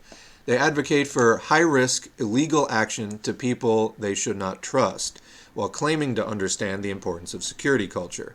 They goad others to violent action, for example, by telling them that they need to be warriors. Upon reflection, the illegal actions in question often have no real purpose and will not advance the goals of the group in any meaningful way. The person generally has a very twisted perception of what it means to be a warrior. They seek internal rifts in the community and exploit them. They have a cycle of abuse with groups and individuals, a honeymoon period, followed by manipulative, abusive behavior, followed by apologies and promises to do better. Then the cycle repeats. 6. They always have bail money and pocket money, but either no real job or no job that pays that much. They may imply access to a trust fund or similar resources, but this needs to be checked. They somehow have the financial freedom to be at any action that will get media attention, or any underground action that may involve illegal activity. 7. They are found to be lying about really serious things like identity, family, background, race, or ethnicity. 8. They have warrants, but are unafraid of announcing and advocating illegal action, using their real name, publicly advertising their whereabouts, and once again jumping into the frame whenever photos or video are being taken at illegal actions. When picked up, they always make bail and get released, sometimes released on own recognizance, even when the charges are very serious. This happens a lot. Then the individual goes right back to meetings, taking photos and posing for photo ops. They have a catch and release cycle with the cops. They may have a history of very early release from prison, then going directly to political meetings, sometimes of groups they privately claim to hate or that would have been forbidden as a condition of normal parole. 9. Juicy information, given only to the suspected informant, comes out the law enforcement end. To be sure that this is taking place, the information must be unmistakable and have been shared face-to-face, one-on-one, with zero possibility of surveillance. Say, whispered in the informant's ear in the middle of a field. 10. Full admission. Well, there's a warning sign for you. Like, for example, my name is blank and I was employed by blank agency to infiltrate blank organization. A full admission of informant and/or provocateur status may include details of what the informant provocateur received in exchange for their work, either the amount of money they were paid or the deal that they got to be released from prison or avoid prosecution for particular crimes. In some cases, the deal includes a future position with the law enforcement or intelligence agency that hired them. On the unlikely chance that someone is mentally ill, this information could conceivably be checked against the going rate for informant provocateurs. But if the other criteria are met, assume that they're telling you the truth, even if they are mentally ill. While mentally ill people do not make reliable informants, they can make excellent provocateurs, and their history of instability can be cited as evidence even when law enforcement denies that the individual was hired as a provocateur. If a person meets any of the criteria beyond points 1 through 3, you shouldn't be working with them. Hopefully, all the points beyond number 1 will not even matter, as you will already have cut ties with the person after the first red flag.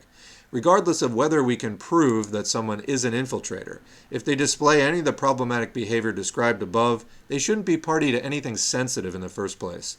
Even if they're not an infiltrator yet, it offers reason to believe that they could be turned or crack under interrogation. Here are some other warning signs to watch for. When it comes to people's daily behavior, outside of meetings and actions, is the suspicious person behaving inappropriately with children? Are they harming their partners? Can they not keep their hands off kids? Vosh. Or are they trying to sleep with multiple adults in the group, or one of the leaders? Okay, let me just back up for a second. Obviously, we talked about Vosh a little bit at the end of the last stream because of the, amount of things that it's like, how is this person able to have such a big presence and do the kinds of things that they're doing? To be really serious, though, you can encounter these people in real life. And in the last article about misogynists make great informants, this was one of the things. It was like people who are having sexual relationships with like literally everyone else in the activist group, but they kept them all compartmentalized so nobody found out about it until afterwards. So let's just read this again. Here are some other warning signs to watch for. When it comes to people's daily behavior outside of meetings and actions, is the suspicious person behaving inappropriately with children? Are they harming their partners? Can they not keep their hands off kids? Or are they trying to sleep with multiple adults in the group, or one of the leaders? And let me just add, the activist world is not a dating pool. Don't do that. Don't go in looking for people to date. That is just not remotely appropriate. Don't do it. Make sure that you don't have a pedophile who was let free in exchange for disruption, or a serial rapist or woman beater who has been turned loose on an activist community to cause devastation. Note that when such people never face consequences from law enforcement, even when the victims press charges. Let me say that again. Note when such people never face consequences from law enforcement, even when the victims press charges.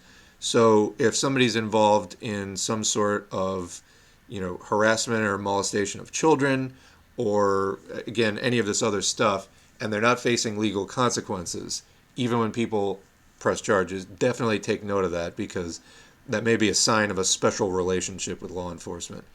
If there's a solid case against a predator and that predator is allowed to flee, then goes to political meetings in another jurisdiction, while the feds refuse to extradite them for trial, bingo.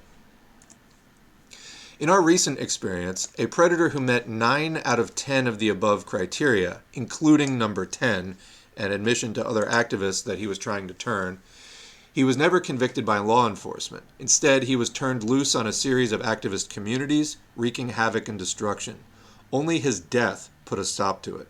But there are plenty just like him, eager to take his place. Some of them may be on your friends list on Facebook. Some may have literally gotten away with murder. When it comes to the thorny question of agent provocateur and direct action, the point is not whether violence or nonviolence is preferable, but whether someone has violated the consensus of their affinity group and put their team in danger without their consent. It is irresponsible to allege that violence is always the work of agents provocateurs. Rather, agents provocateurs set out to instigate violence that will be disadvantageous or isolating for the participants. So in other words, this is what they were saying before about, it's not that all illegal actions are necessarily always bad. It's that these people will advocate for illegal actions which have no constructive purpose other than getting people in the group on record doing something illegal that they could be, charged with, that could be used to disrupt the group, to end their career as activists, etc. Here's an example. Someone who has met all of the above criteria except numbers 9 and 10 shows up at a public march.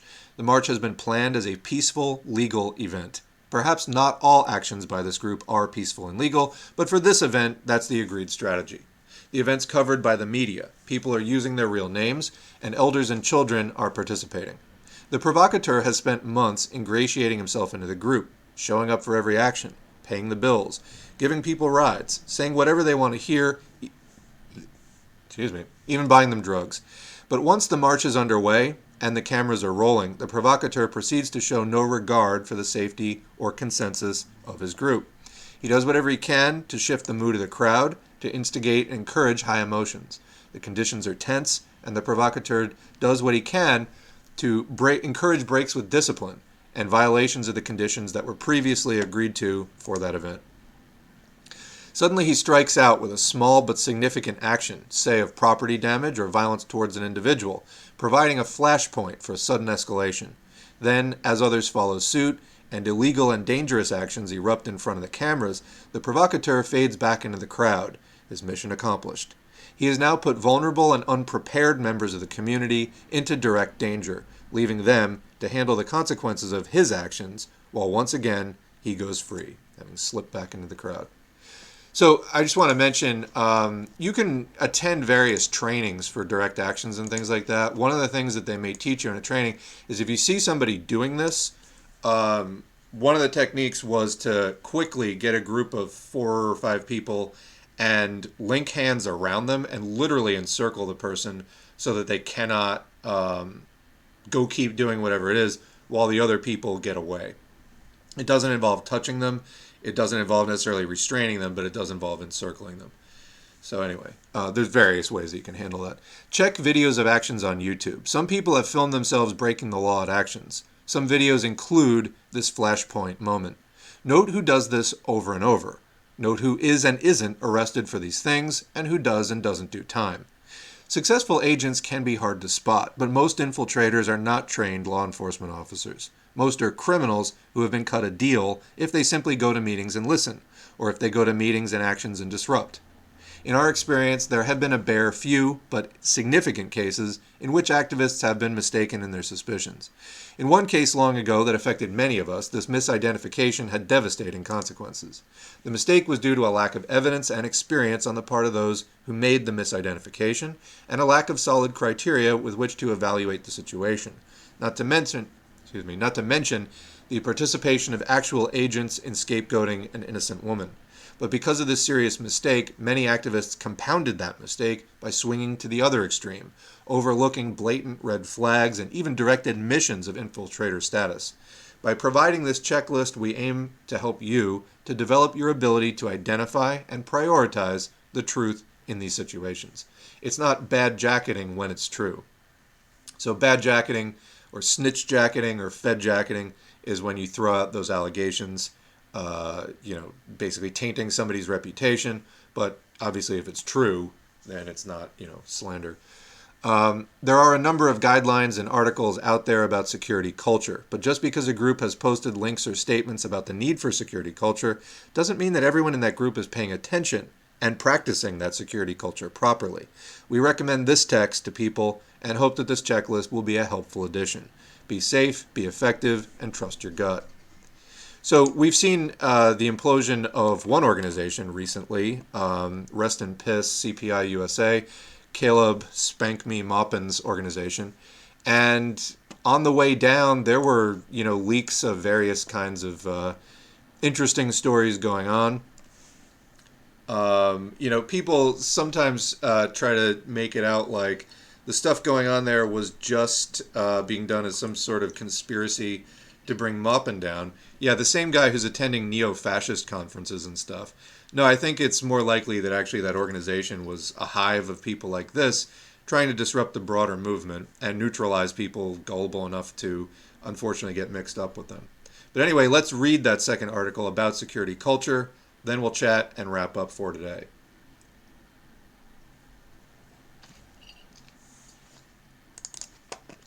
What is security culture? And this is older. This is 18 years old. 2004. Almost to the day. November 1st. Look at that. All right, anyway. So again, may need to be updated, but a lot of these principles have been in operation for a long period of time. A security culture is a set of customs shared by a community whose members may be targeted by the government, designed to minimize risk. Having a security culture in place saves everyone the trouble of having to work out safety measures over and over from scratch, and can help offset paranoia and panic in stressful situations. Hell, it might keep you out of prison too. The difference between protocol and culture is that culture becomes unconscious, instinctive, and thus effortless. Once the safest possible behavior has become habitual, and we might say normal, for everyone in the circles in which you travel, you can spend less time and energy emphasizing the need for it, or suffering the consequences of not having it, or worrying about how much danger you're in, as you'll know that you're already doing everything you can to be careful. If you're in the habit of not giving away anything sensitive about yourself, you can collaborate with strangers without having to agonize about whether or not they're informers. If everyone knows what not to talk about over the telephone or internet, your enemies can tap the line all they want and it won't get them anywhere. The central principle of all security culture, the point that cannot be emphasized enough, is that people should never be privy to any sensitive information that they do not need to know. The greater the number of people who know something that can put individuals or projects at risk, whether that something be the identity of a person who committed an illegal act, the location of a private meeting, or a plan for future activity, the more chance there is of the knowledge getting into the wrong hands. Sharing such information with people who do not need it does them a disservice, as well as the ones it puts at risk. It places them in the uncomfortable situation of being able to mess up other people's lives with a single misstep. If they're interrogated, for example, they will have something to hide rather than being able honestly to claim ignorance. Don't ask, don't tell. Don't ask others to share confidential information that you don't need to know.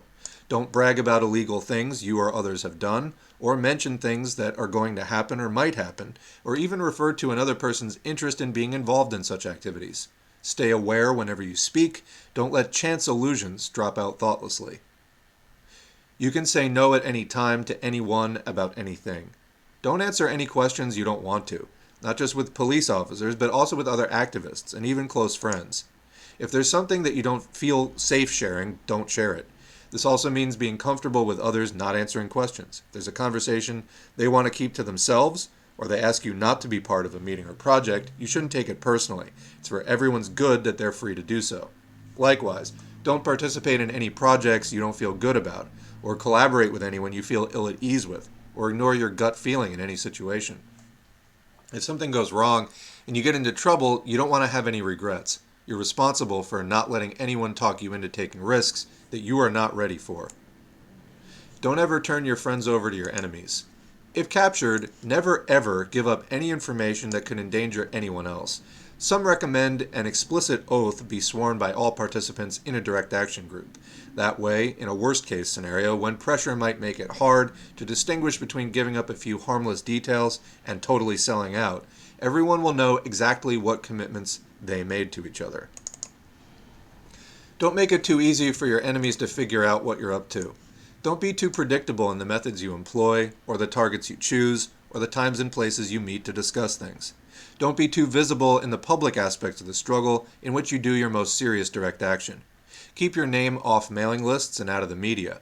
Perhaps avoid association with above-ground organizations and campaigns entirely. If you're involved in really serious clandestine activities with a few comrades, you may want to limit your interactions in public, if not avoid each other altogether. Federal agents can easily get access to the phone numbers dialed from your phone and will use such lists to establish connections between individuals.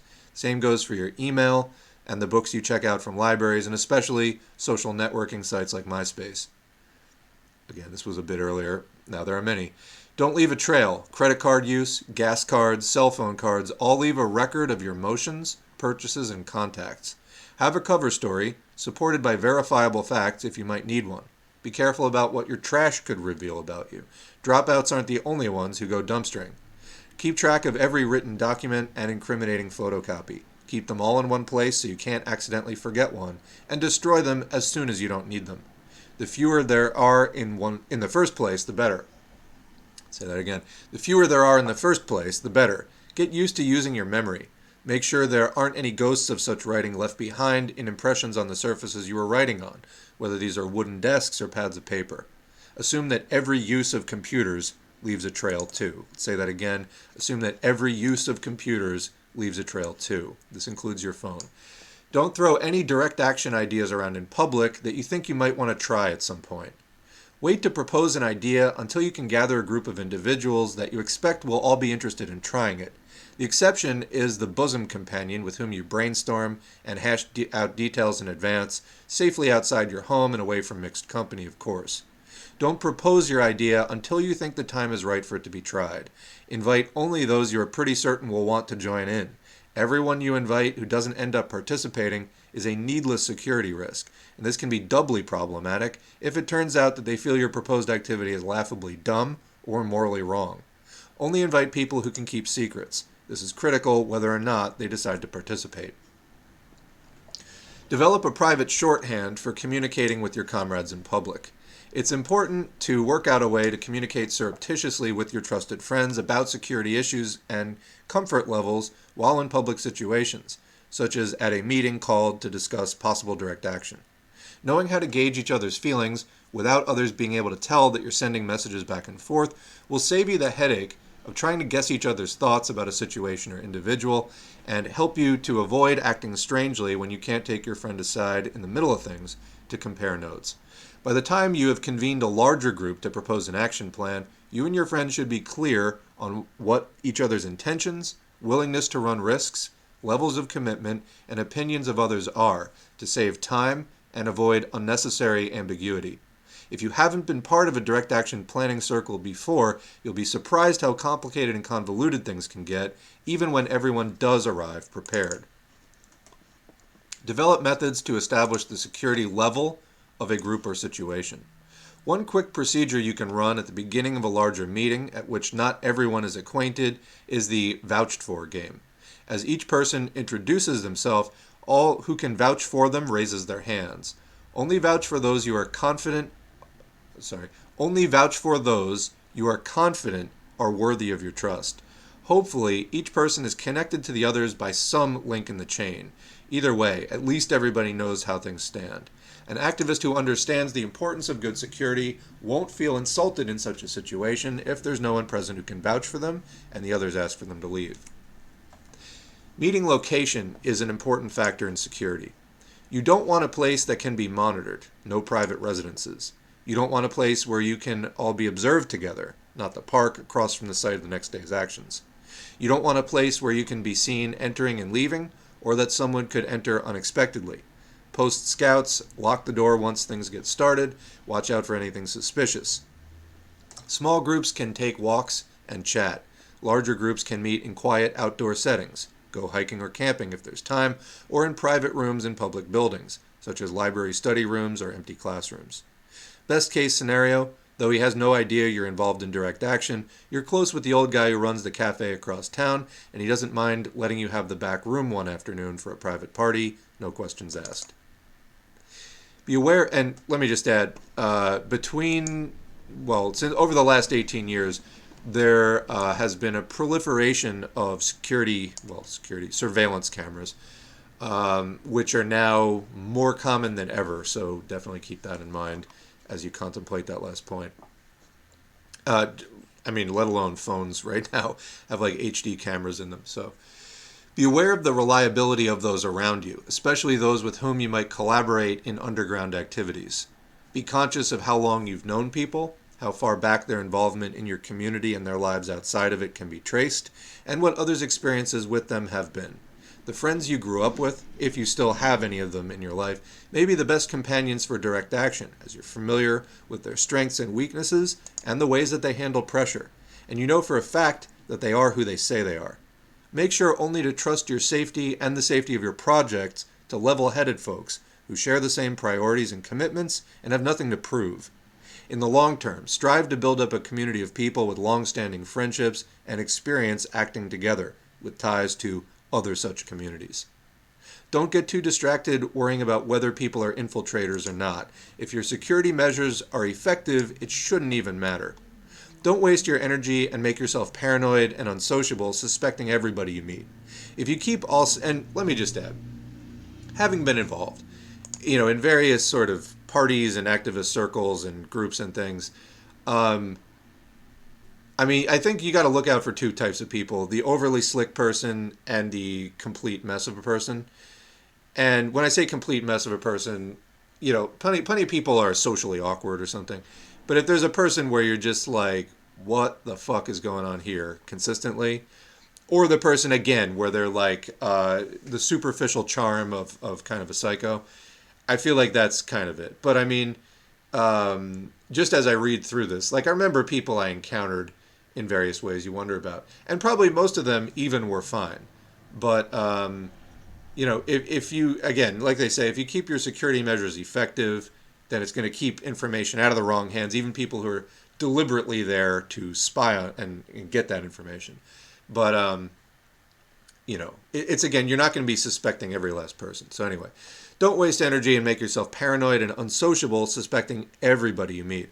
If you keep all sensitive information inside the circle of people it concerns, only collaborate with reliable and experienced friends whose history you can verify, and never give away anything about your private activities. Agents and police informers will be powerless to gather evidence to use against you.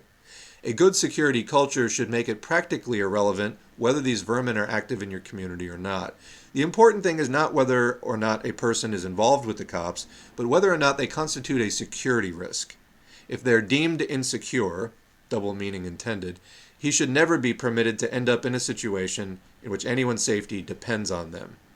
Let's read that again. The important thing is not whether a person is involved with the cops or not, but whether or not they constitute a security risk. If they're deemed insecure, one way or another, they should never be permitted to end up in a situation where other people's safety depends on them.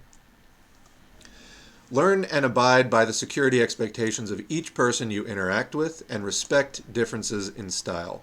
To collaborate with others, you have to make sure that they feel at home with you. Even if you're not collaborating with them, you don't want to make them uncomfortable or disregard a danger that they understand better than you do. When it comes to planning direct action, not abiding by the security culture accepted in a given community can wreck not only your chances to cooperate with others on a project, but the possibility of the project happening at all. For example, if you bring up an idea others were planning to try in a setting that they deem insecure, they may be forced to abandon the plan as it may now be associated with them. Ask people to outline for you their specific security needs before you even broach the subject of direct action. So this makes me think about when people have asked in previous streams and comments, how do I go about joining an organization? Join and listen. Show up, ask how you can help. If you go in there and you start kicking in the door with, here's my idea and do this and do that, and you don't even have any experience and nobody knows you, people are going to be like, get rid of this person. You're going to be first on the list of suspected infiltrator. Because effectively, that's what you're doing. Whether or not you're doing it on behalf of the state, you're infiltrating the group and just trying to take it over. Nobody likes that. And especially, some of these people may have known each other for decades for all you know. You don't know. So you want to get involved with the group, earn their trust, earn their respect. Show up, say, hey, I'm a worker. I have read this and that about socialism. I watch these videos online. I decided to join something in real life. And, I'm here to help out and learn. That's a better footing to get started off on. Anyway, let others know exactly what your needs are when it comes to security. The corollary of abiding by others' expectations is that you must make it easy for others to abide by yours. At the beginning of any relationship in which your private political life may become an issue, emphasize that there are details of your activities that you need to keep to yourself. This can save you a lot of drama in situations that are already stressful enough. The last thing you need on returning from a secret mission gone awry is to end up in a fight with your lover. Quote, but if you trusted me, you would tell me about this. How do I know you're not out there sleeping with ... It's not a matter of trust. Sensitive information isn't a reward to be earned or deserved. It is just sensitive information that can't be shared. Look out for other people. Make explicit to those around you what risks you may pose to them with your presence or with actions you have planned, at least as much as you're able to without violating other precepts of security culture. Let them know to the extent you're able what risks you run yourself. For example, whether you can afford to be arrested, if there are outstanding warrants for you, if you're an undocumented migrant, etc. What responsibilities you have to keep up with, whether you have any allergies. Don't imperil others with your decisions, especially if you're not able to provide concrete support should they somehow get arrested and charged on account of your behavior. If someone else drops a banner in an area immediately adjacent to a fire you set, the police might charge them with arson. Even if the charges don't stick, you don't want to risk their ill will or accidentally block their planned escape route. If you help initiate a breakaway march that leaves the permitted zone, try to make sure you keep your body between the police and others who have come along but don't necessarily understand the risks involved. If you escalate a spontaneous parade by engaging in property destruction, make sure others who are unprepared for this are not still standing around in confusion when the police show up. Hold on a sec. So this is what we were just talking about in the last article about, watch for people who, they go to the briefing and the planning on what the action is going to be, and then they do something else, providing a flashpoint for questionable things that may put a lot of people at risk. If you are going to do anything like that, as they're saying here, you need to make sure that you're not bringing anyone else down with you. And that needs to be a discussion probably that you have with other people. And, bottom line, don't be putting other people in harm's way because of your actions as completely irresponsible, because you're undermining the existence of the group in the future. It could be somebody else gets picked up. You initiate some flashpoint, somebody else gets picked up, and they have some warrant for something else outstanding, etc., and then they get into like a world of hurt from that, and that's all because of you. So don't act like the kind of wrecker behavior that there was there in the first place. Anyway, continuing. Whatever risky projects you undertake, make sure you're prepared to go about them intelligently, so no one else will have to run unexpected risks to help you out when you make mistakes. By the way, I want to add here, this is more about the more underground side of the movement. Obviously, there are parties and things that are legal and that aren't taking any legal risks. However, it's always part of communist activity that there is some underground and illegal branch of the movement. So, it makes sense to discuss this stuff as well, particularly for newcomers. So, security culture is a form of etiquette. It's a good way to understand it. Security culture is a form of etiquette. How you deal with other activists, party members, whatever it is, other comrades, in a way that you're respecting each other, the legal risks that you are taking just doing these things. Security culture is a form of etiquette, a way to avoid needless misunderstandings and potentially disastrous conflicts. Security concerns should never be an excuse for making others feel left out or inferior, but it can take some finesse to avoid that. Just as no one should feel that they have a right to be in on anything that others prefer to keep to themselves. Those who violate the security culture of their communities should not be rebuked too harshly the first time. This isn't a question of being hip enough to activist decorum to join the in-group, but of establishing group expectations and gently helping people understand their importance in the work. Besides, people are least able to absorb constructive criticism when they're put on the defensive. Nevertheless, such people should always be told immediately how they're putting others at risk and what the consequences will be should they continue to put others at risk. Those who can't grasp this will become a security risk to the group and must be tactfully but effectively shut out of all sensitive situations. Security culture is not paranoia institutionalized, but a way to avoid unhealthy paranoia by minimizing risks ahead of time. It's counterproductive to spend more energy worrying about how much surveillance you are under than is useful for decreasing the danger it poses, just as it is debilitating to be constantly second-guessing your precautions and doubting the authenticity of your potential comrades. I'm going to read that again because I think that's a great sentence. It is counterproductive to spend more energy worrying about how much surveillance you're under than is actually useful for decreasing the danger it poses. In other words, the purpose of spending time worrying about or considering surveillance and things like that, the purpose of even thinking about it is to minimize, to address it, to effectively minimize that risk. If you spend more time about that, more time on that subject than is actually helping you, then you're wasting that time. And continuing, just as it is debilitating to be constantly second-guessing your precautions and doubting the authenticity of potential comrades. In other words, you need to set some effective security culture and then kind of trust it. Obviously, if you suffer some major failure, then you need to reevaluate your security culture. But once you have adopted measures that seem reasonably effective and have been used effectively by other groups, etc., then you can just kind of go with that and then most of your energy can stay on the actual work you're doing, and you can just put, maintenance energy into the security. A good security culture should make everyone feel more relaxed and confident, not less.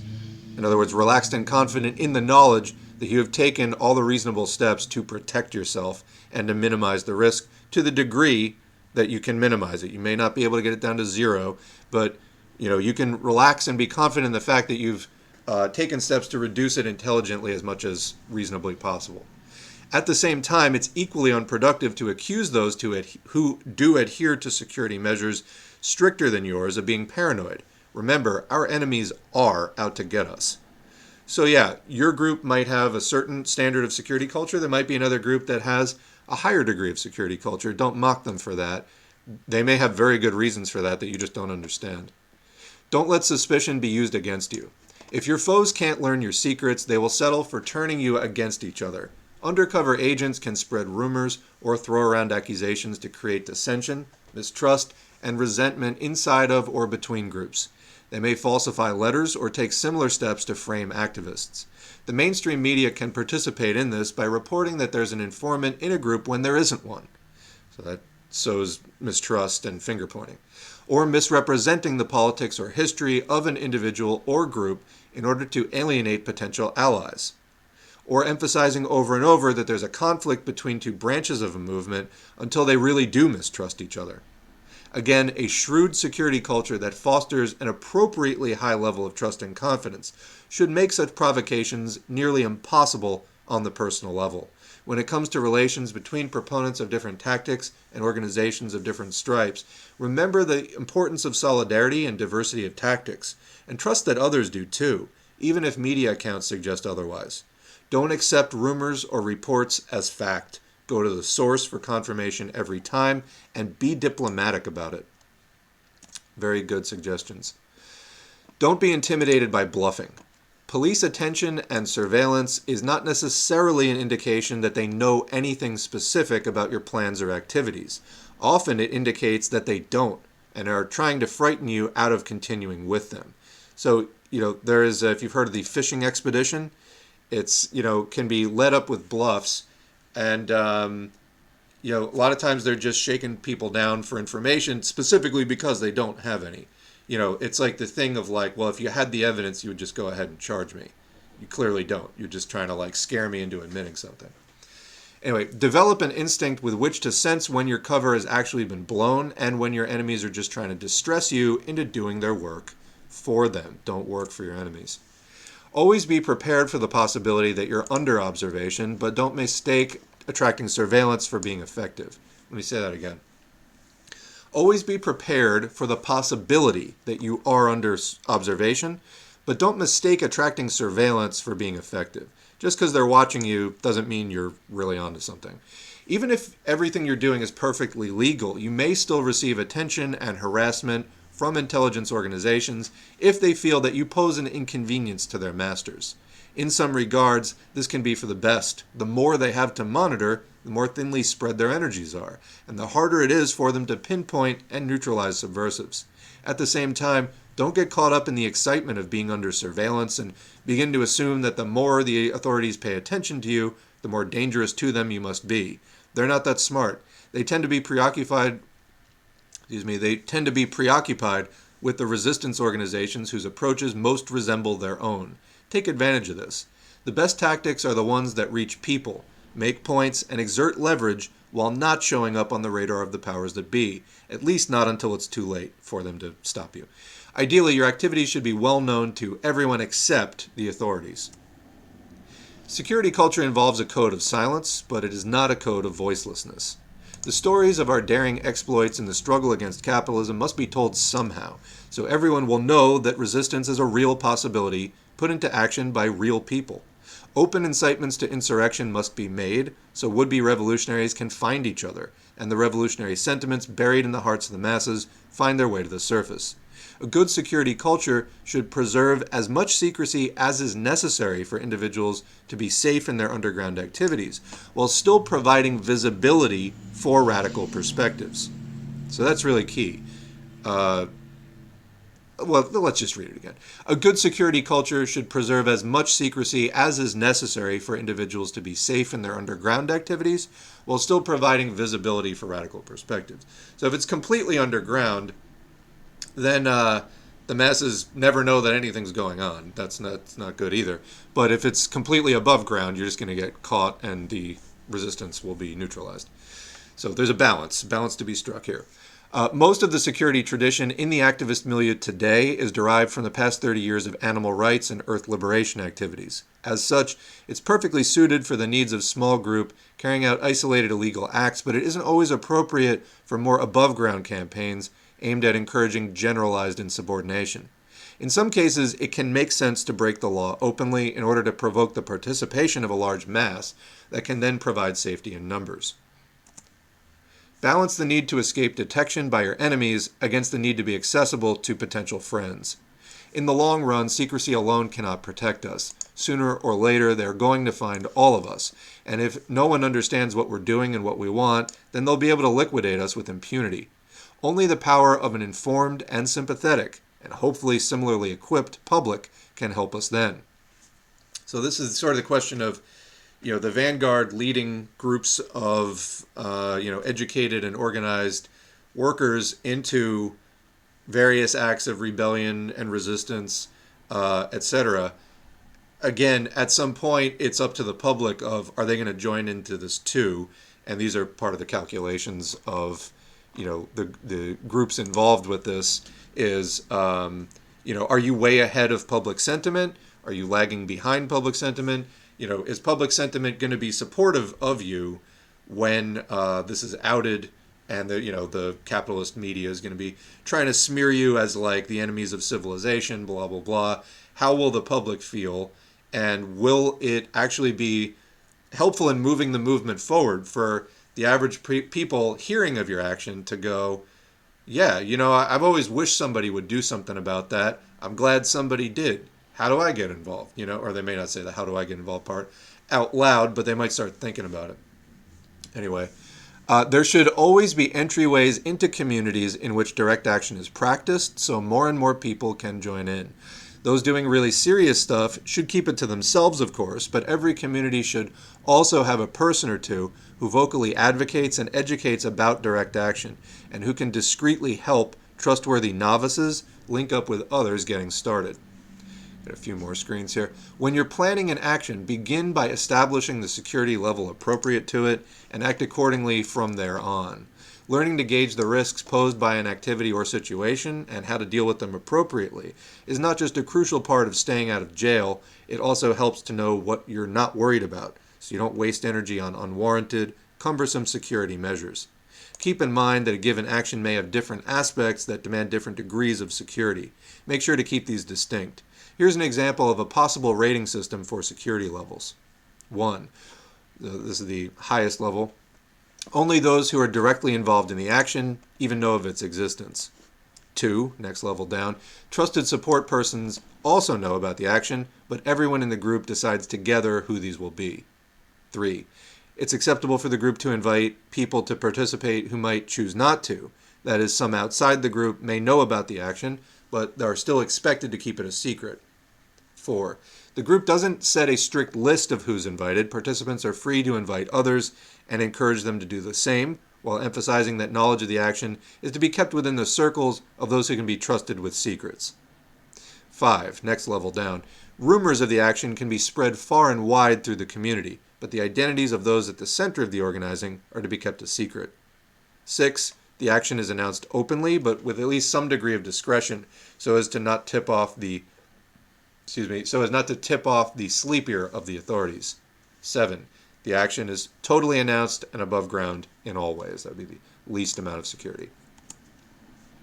To give examples, security level 1 would be appropriate for a group planning to firebomb an SUV dealership, while level 2 would be acceptable for those planning more minor acts of property destruction, such as spray painting.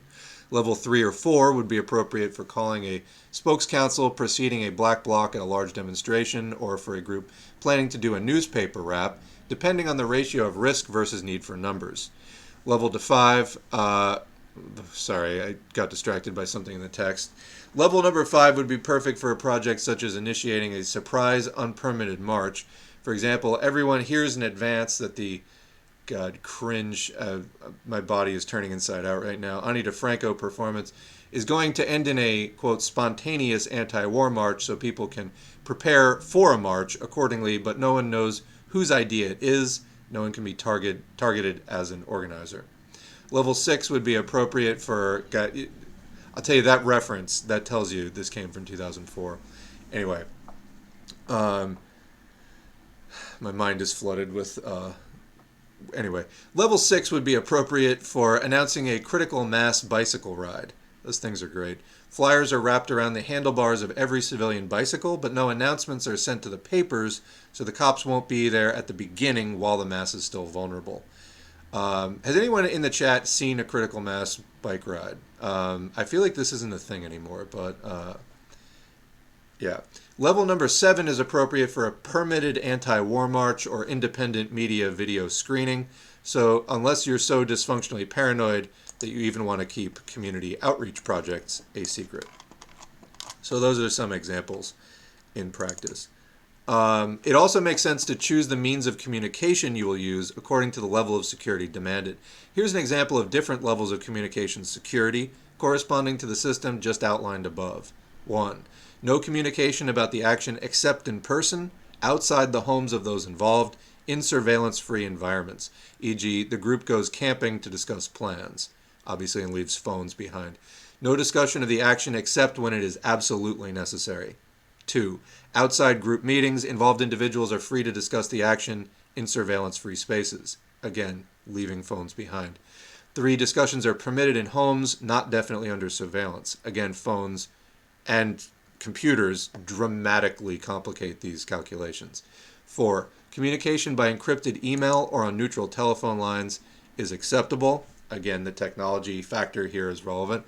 5. People can speak about the action over telephones, email, etc., provided that they're careful not to give away particular details. Who, what, where, when. 6. Telephones, email, etc. are all fair game. Email listservs, flyering in public spaces, announcements to newspapers, etc., may or may not be acceptable on a case-by-case basis. 7. Communication and proclamation by every possible medium are encouraged. That was for the totally above-ground permitted event. If you keep hazardous information out of circulation and you follow suitable security measures in every project you undertake, you'll be well on your way to fulfilling what early CrimethInc agent Abby Hoffman described as the first duty of the revolutionary, not getting caught, unless that's part of your plan. All the best in your adventures and misadventures, and remember, you didn't hear it from us. A couple of footnotes there that I want to read. Sorry, I'm not linking these to the point that there came from in the text. 1. But what about infiltrators and informers? We'll have them peel potatoes, was the casual reply from an experienced organizer. 2. One CrimethInc cell will never forget exiting an ultra-high security meeting in a university basement, only to discover that they'd been locked in.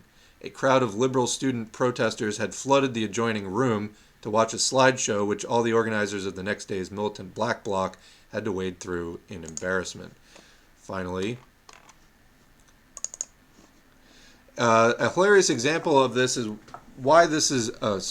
An example of why this is important occurred when CrimethInc agents Paul F. Mall and Nick F. Adams attempted to return to the continental United States after a period spent hiding out in Alaska. They were worried about how the Canadian customs agents would feel about the massive quantities of assault rifle bullets they had with them, so they removed the panels on the doors of their car and secreted the bullets behind these. On the way to the border, they picked up a hitchhiker, a nondescript, clean-cut fellow who seemed harmless. At the border check, both CrimethInc workers held their breath as the customs agent ran their ideas, but they were relieved to receive them back without incident. So the two activists, they checked out. They thought that they were going to pass through the border without a hitch until the customs agent ran the hitchhiker's ID. Suddenly, armed officers surrounded their car and ordered them out at gunpoint. The hitchhiker, it turned out, was a longtime Greenpeace activist who had arrests in 30 countries. The officers strip-searched their car, at last removing the door panels, and the bullets clattered out onto the pavement. Our heroes spent the following 4 hours locked in interrogation rooms. Canadian policemen screaming, "Where are the guns? We know you have them. Tell us where they are," and paying little heed to their protestations. This is all a big misunderstanding. We don't have any guns. We're graphic designers. We have the bullets for a design project. Honest officer. So yeah, so there's an example of where the hitchhiker actually put them in danger, assuming, oh, I'll just, hitch a ride with these like two normies, and no one will be the wiser. Like he was trying to probably use them as cover. Well, yeah, not so much. All right, let's check back in the chat, and I'm sure that there's going to be some interesting comments and questions and stories here, and then we'll wrap up for today and for the week. All right, where were we?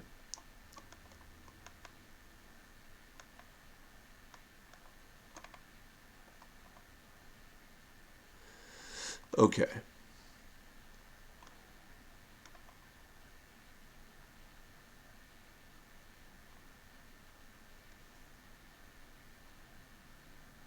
Got to stay vigilant. I am also an ML. What news sites or programs do you watch or suggest watching? I have some recommended channels on the community tab of the S4A page. There's that. You can also follow on Twitter. I retweet stuff regularly. Not all of it's from news outlets, but... My local communist org is literally full of people who just date each other. Yeah, that's not necessarily the best thing, but why would they want to have pictures of themselves at these events? So this is on the first article talking about filming themselves or having pictures taken of themselves breaking the law, because they're trying to implicate everybody associated with them in illegal activity. That's like the whole point, basically, of their their existence in the group, is to take it in a direction where it's more vulnerable to law enforcement. For reference, I got stung by one of these agents in 2020. The biggest giveaway was the fact that they got, quote, arrested a bunch of times during that time, but always got away. They preyed on the autistic people, again, myself included, for gullibility and trustworthiness. These people are out there. Keep up your guard. Yeah. Purely for the sake of a case study. His name was Mickey Windecker. Research, take note, and look alive.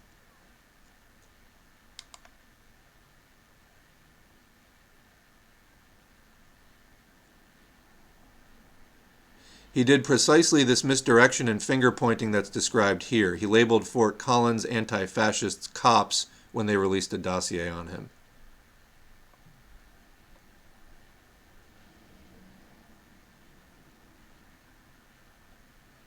Never even heard of critical mass bike rides. Look up some videos of it. It's impressive. We need to bring those back.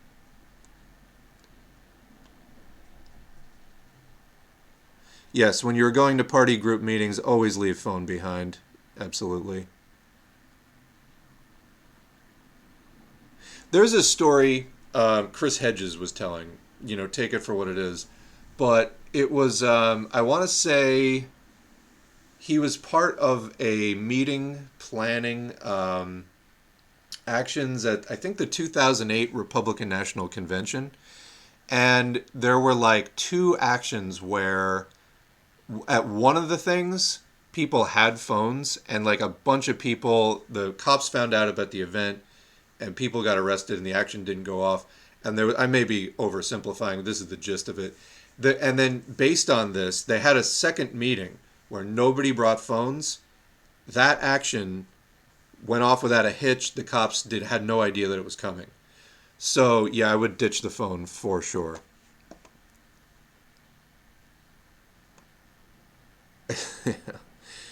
Oh boy.